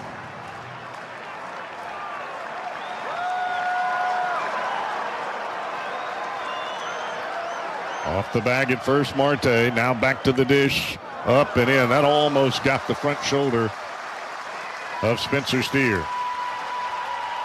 Martinez getting ready in the Reds bullpen for the 11th. Well, if the Reds score here, we don't have to worry about that. You got that right. But they've got a little work to do. It's a 2 ball, 2 strike count. Marte with good speed at first base. As Steer steps out of the box, now he's back in.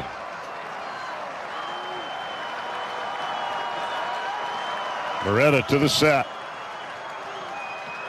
Back to the plate. Fouled again off the bat of Spencer Steer. That was a high breaking ball, cutting up and away, and Steer taking no chances on getting rung up.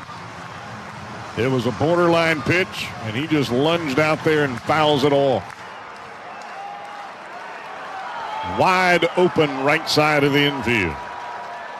York playing up the middle. The pitch to the plate, swing and a miss, and he struck him out. Got him with a fastball. 2 down. Here's Ellie.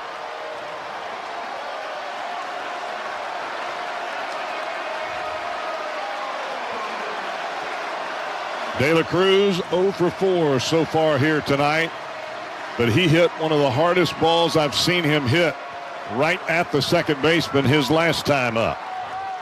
And now Henry Davis says, you know what? I may want to go talk to my pitcher about this guy. I mean, last night was as good as we've seen Ellie look in a long, long time, at least the last couple of months. Good to see him, even though it didn't go for a hit. He still, like you said, scalded the ball in the 8th inning and was flirting with a hit that would have tied the game. Well, if he comes up with a big hit here, these folks are going to lose their mind. You got that right. De La Cruz with a chance to play hero here tonight. We are tied at 3, runner at first, 2 down, bottom of the 10th inning. Dowry Marte, former Red, to the plate. Fastball up and away, ball 1. Could have been called a strike. It was not. 1 ball, no strike count.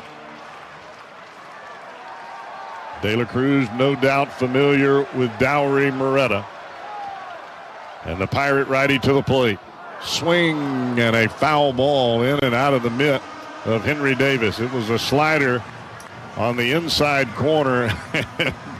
De La Cruz had some kind of swing at that. That wasn't a try to feather it the other way he swing. was trying to hit that into Kentucky. 1 ball, 1 strike count.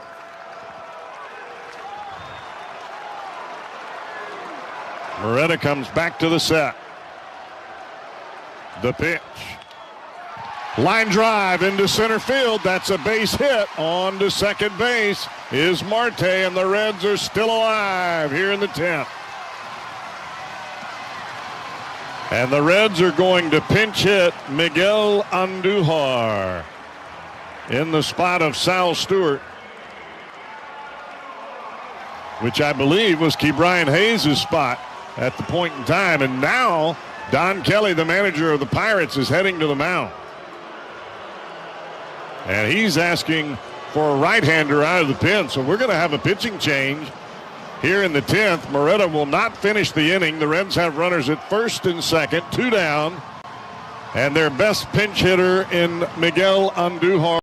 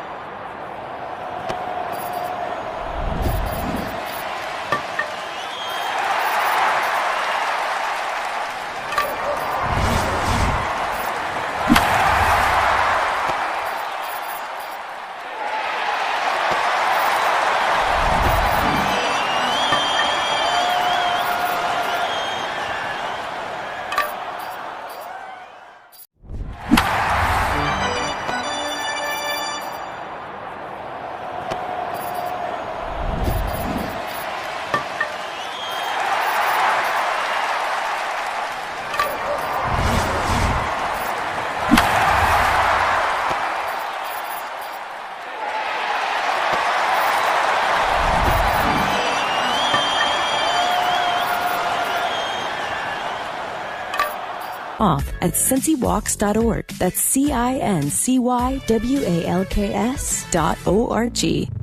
700 WLW. The Pirates will go to their bullpen. They will bring on right-hander Yohan Ramirez. Ramirez coming out of the bullpen for the 22nd time. 1 win, 3 losses, a 5.58 ERA. 31 hits in 30 2/3 innings. That's interesting. And he is on the mound to try to hold the fort. 2 down. Reds have De La Cruz at first. They have Noelvi Marte at second. They are sending pinch hitter Andujar to the plate. And here we go. Ramirez to the plate. Breaking ball way outside. A check swing by Andujar. 1 ball, no strike count.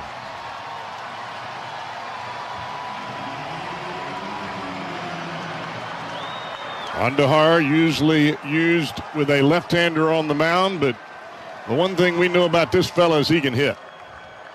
The 1-0 pitch. A breaking ball fouled back behind home plate.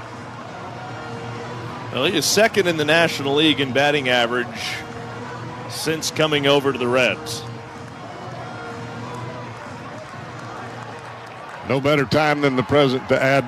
Oh, you got that right. 1 ball, 1 strike count. 2 down in the inning. The pitch. Another breaking ball and a swing and a miss from the right-hander Andujar. 1 ball, 2 strike count.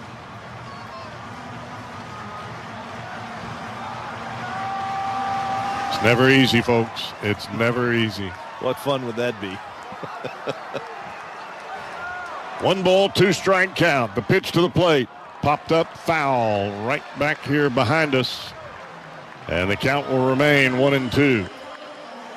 That has been 4 straight breaking balls from the right-hander Ramirez, and maybe that's what Don Kelly had in mind facing Andujar, was have a guy come in to throw nothing but breaking balls, and that's exactly what Ramirez has done.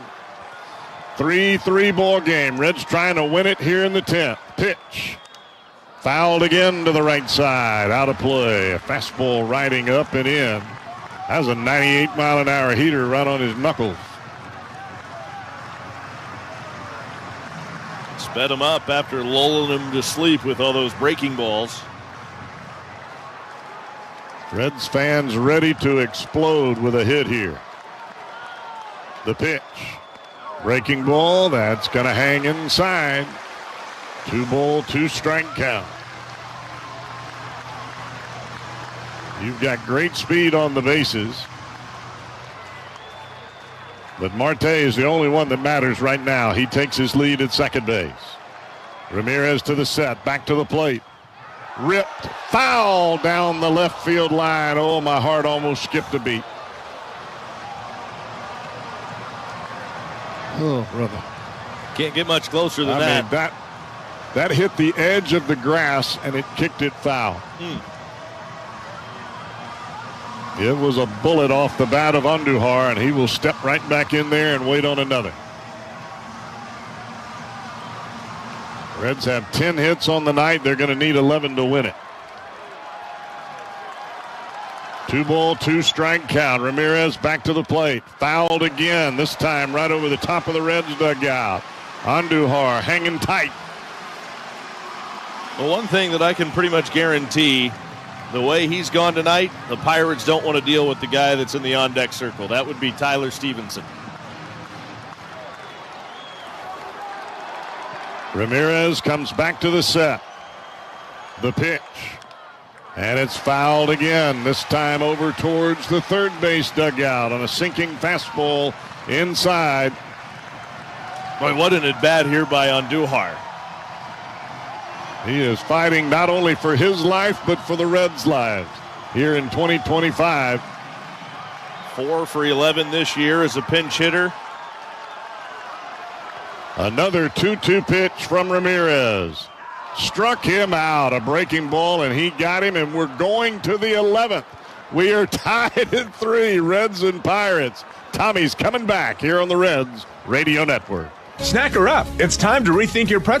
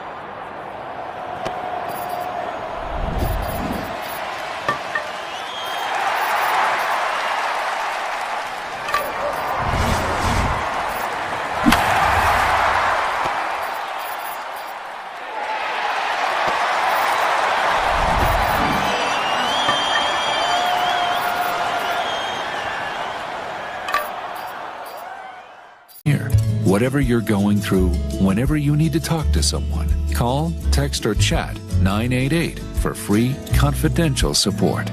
You don't have to hide how you feel. Now the Reds Rovers mustard call to the bullpen. This time the call goes to Nick Martinez, also new third baseman in the game. Santiago Espinal takes over at third base. The ghost runner at second base.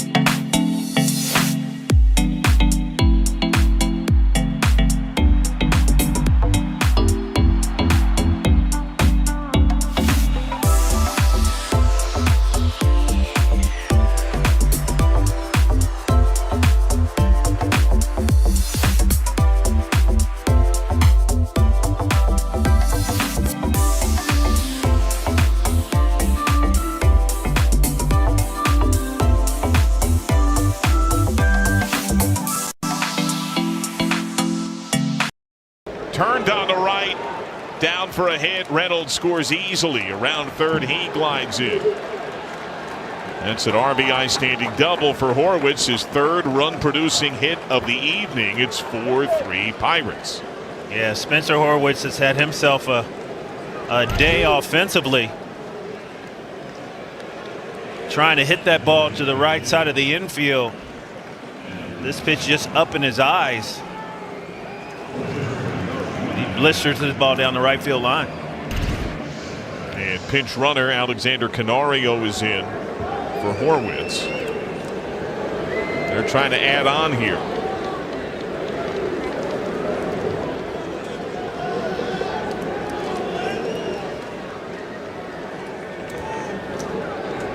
Andrew McCutcheon. Later swing and a foul caught our home plate umpire. Tyler Stevenson checking on Adrian Johnson, who seems to say he's all right.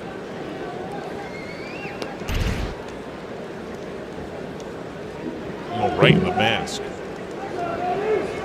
Twice in a 1 week span around the midway point of the season in home games, we saw exactly a foul like that create concussion symptoms. Stab and grab, hit the bag, line drive, double play. McLean turns two by himself.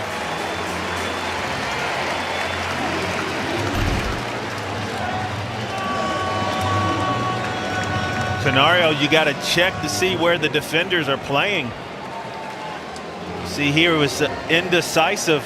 That second baseman right behind the bag. There's no way you have anywhere to go. Tommy Pham.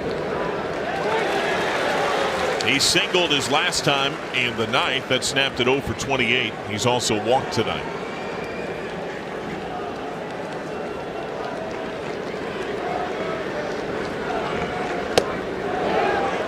Just missed in.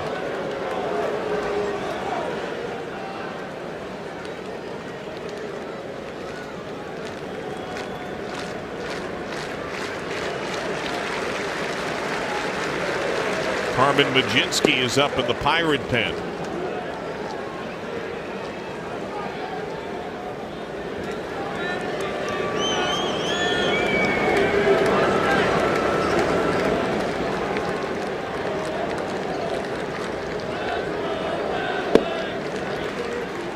Great looking pitch, ball 3.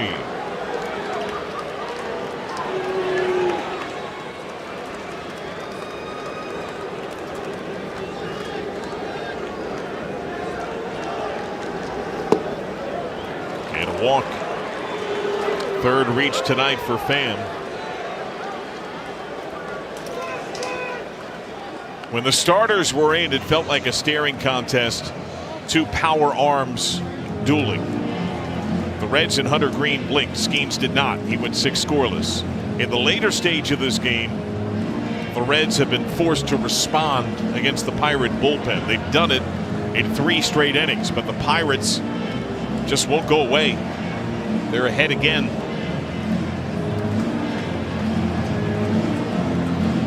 Now it's Nick Gonzalez, who has doubled, walked. He's 1 for 3.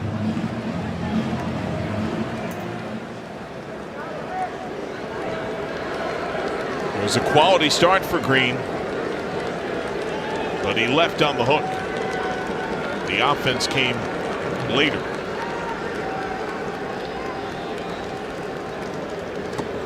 Good block by Stevenson.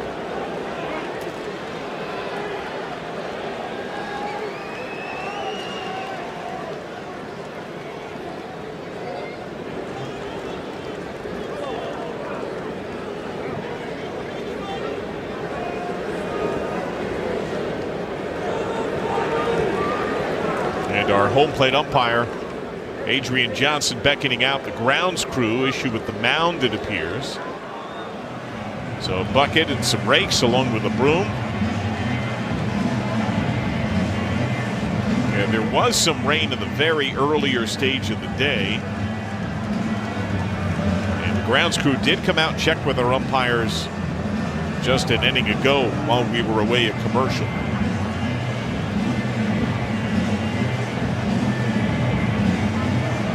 They try to get this mound right. Reds will have bottom third due up in the home half. Espinal is set to be the free runner. Stevenson, Benson, McLean are the three Reds due up.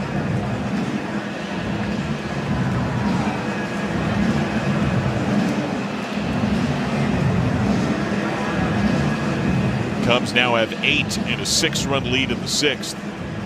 The Mets yesterday had their biggest comeback win of the year. They were down 5. It was 6-1 Cubs last night. Diamondbacks are in the first against the Dodgers, tied at 1.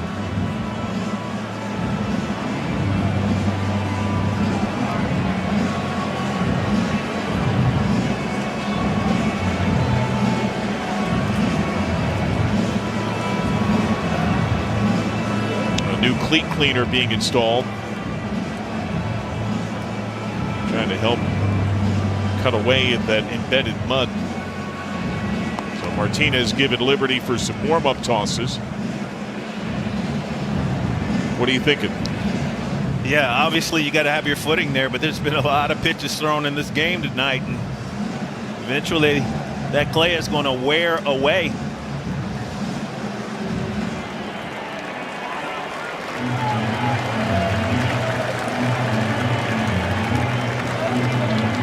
The Reds have out-hit the Pirates 10-8. They've out-homered them 2-zip. They trail 4-3.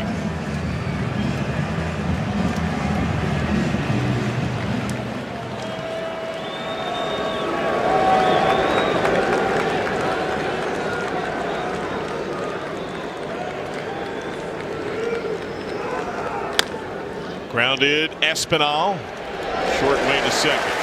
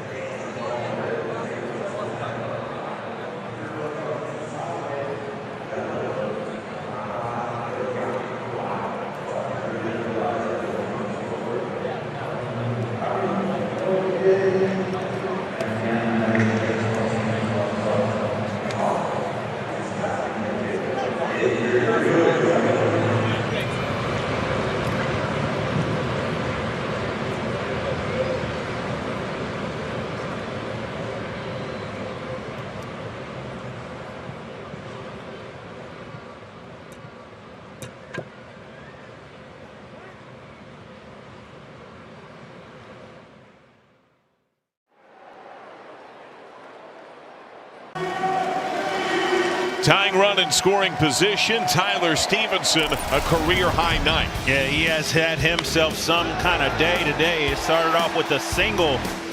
This ball right here just blistered off the center field wall, almost coming out. Right off the yellow mark. Another single up the middle. York could not make a play. He made some really good defensive plays, and there it's going to be no play made on this hanging slider from Santana that tied up the game 2-2. Late in the ball game in the 9th inning.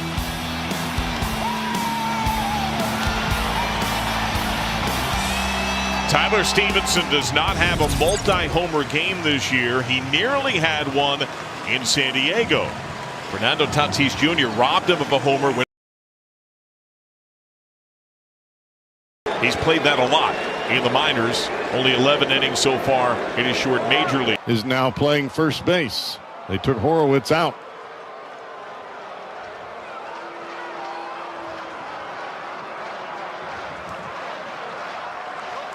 Espinal's off second.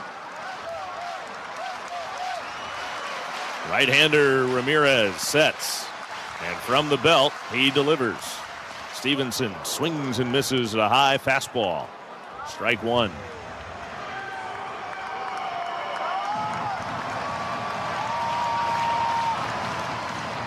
Base hit would tie it. Stevenson's followed by Benson and McLean. Ramirez, the 0-1, swinging a foul straight back. Stevenson has been seeing it well tonight. Just missed a home run his second time up when he doubled off the center field wall, and I mean high off the center field wall. Just below the yellow stripe.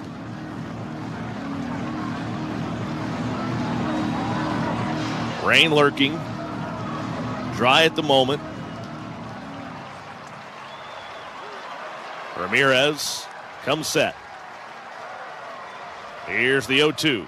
Breaking ball up and in and twists Stevenson out of the way.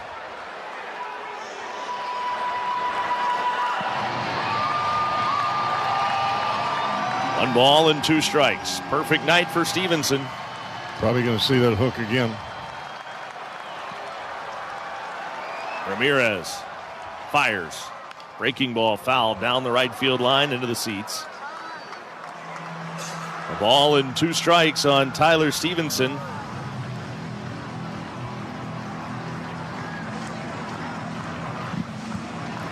Ramirez with his ERA over 5.5.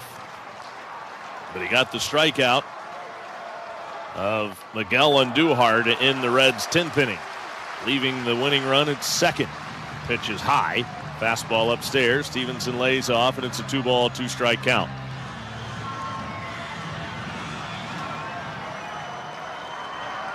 Ramirez from the belt.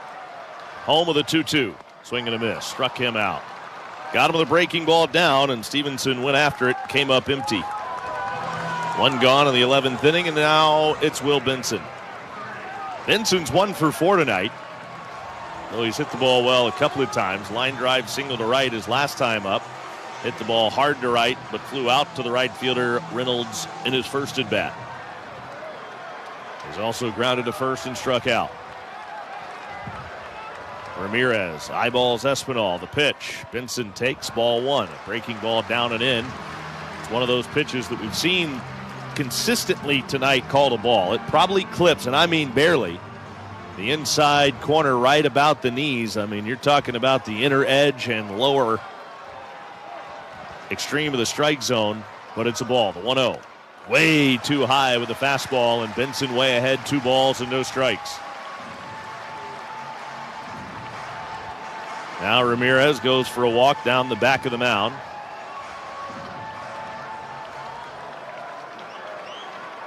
Goes the rosin bag once, back on top with the sign, ready at the belt. The 2-0. Swing and a miss. Benson a big cut at a breaking ball on the outside corner, knee high, and it's 2-1. Yeah, this is one of those ball games where you don't really have a whole lot of room to hide with this clock ticking down. Benson still ahead of the count. 2 balls, 1 strike. Ramirez throws. Over but low. Another breaking ball, and Benson able to lay off. 3 balls and a strike. McLean waiting on deck. It's been a tough night for the Reds' second baseman.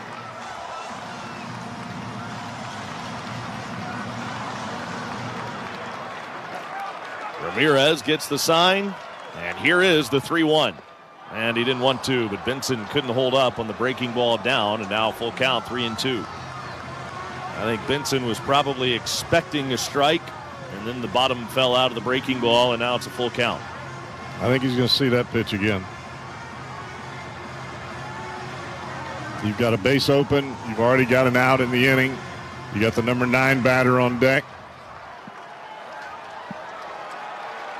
Ramirez fires. Ball 4. He missed with a breaking ball down and in. So now the winning run's on at first. And Benson runs well. Here comes McLean to the plate. It has been a frustrating night. The crowd at times expressing their frustration with McLean, and he's got a chance to make it all right. If he can drive one into a gap right now or even put one down the line in a corner. Well, especially with the speed of Benson at first. Ramirez sets from the belt. First pitch on the way to McLean. And there was a good pitch to drive. A fastball at the top of the zone. McLean lays off, but it's called a strike, and it's 0-1. 2 on, 1 out. 4-3 Pirates, bottom of the 11th. Ramirez ready. The pitch. Swing at a breaking ball, lifted in the air to right toward the line. Moving that way, Reynolds. Nearing the line into foul territory up against the sidewall. The catch is made. Espinal stays at second. And now 2 men are out on the foul fly by McLean to right. And now back to the top of the order. It's all up to T.J. Friedl. The Reds potentially with a chance to get back into a wild card spot with a win tonight. The Cubs have a 10-2 lead right now at Wrigley. But in order for the Reds to do it, they need a clutch hit here from T.J. Friedl. Friedl scored the Reds run in the 10th inning as the ghost runner. He is 1 for 5 tonight. First pitch breaking ball hangs off the outside corner for ball 1.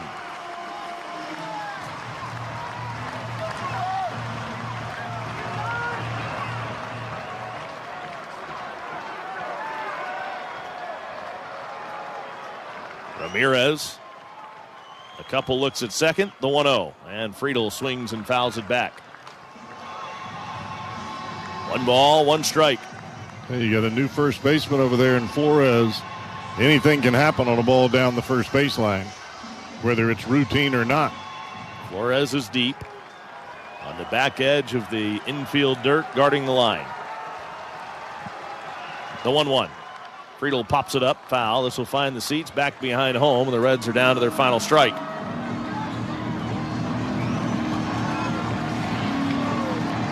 One ball, 2 strikes. Everybody on their feet, watching anxiously. 1 ball, 2 strikes. Ramirez comes set. And here is the 1-2 pitch. Backdoor breaking ball hangs way off the plate. And the count is even at 2-2 now on T.J. Friedl.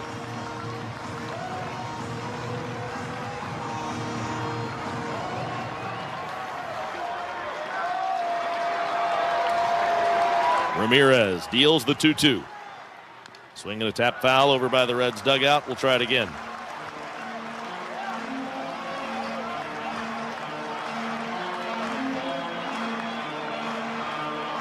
Still 2 balls, 2 strikes on Friedl. 2 on, 2 out. 11th inning, Reds down a run. And Ramirez fires the break-even pitch way outside and low. Now it's a full count. Well, here you go. Both runners are in motion. If Friedl puts it in the gap, it would likely score Benson from first.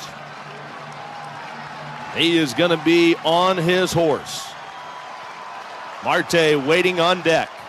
And Ramirez delivers. 3-2 pitch, grounded sharply foul off the front of the camera well at the far end of the Reds dugout. Still 3 balls and 2 strikes on Friedl. Well, if you're Will Benson, you got to get as much as they'll give you. And Flores is showing no inclination of even getting anywhere near first base. So you can take that lead as far as the first baseman is playing back towards the grass. Ramirez eyeballs the runner at second. Espinal, here he comes. Way outside, ball 4. What an at-bat by T.J. Friedl. An 8-pitch at-bat. He works the walk. And now the Reds have the winning run in scoring position at second base, and Benson and Marte coming to the plate.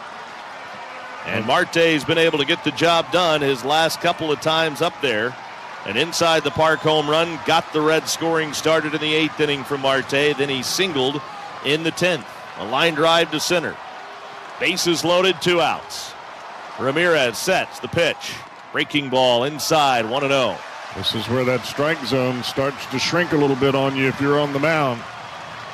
You've got no wiggle room now. The bases are loaded. You walk this guy, the game is tied. You got to use that to your advantage as a hitter, don't you? Yes, you do. 1-0 on Marte. Ramirez throws. Another breaking ball way in off the plate, and that strike zone probably feels like a dime right now if you're Ramirez. 2-0, tying run at third, winning run at second.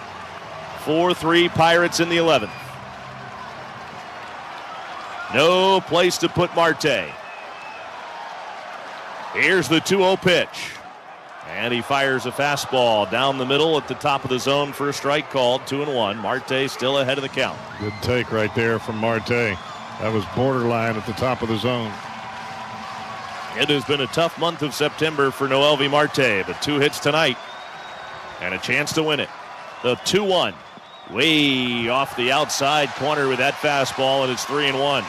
Well, that is a big-time take right there. That was just off the outside edge. 3 balls, 1 strike. Luck's waiting on deck. No place to put him. They're packed. Here comes the 3-1. Swinging a high chopper toward third, and to glove it is Triolo. He steps on third to get Benson, and that's all. The Reds come up short, and they fall to the Pirates 4-3, the final score here at Great American Ballpark, and the Pirates have taken the series, winning the first 2 games from the Reds. We'll be back to wrap it up right after this on the Reds Radio Network. When it comes to trucks, Toyota gives you the power of choice. Now through September 30th, get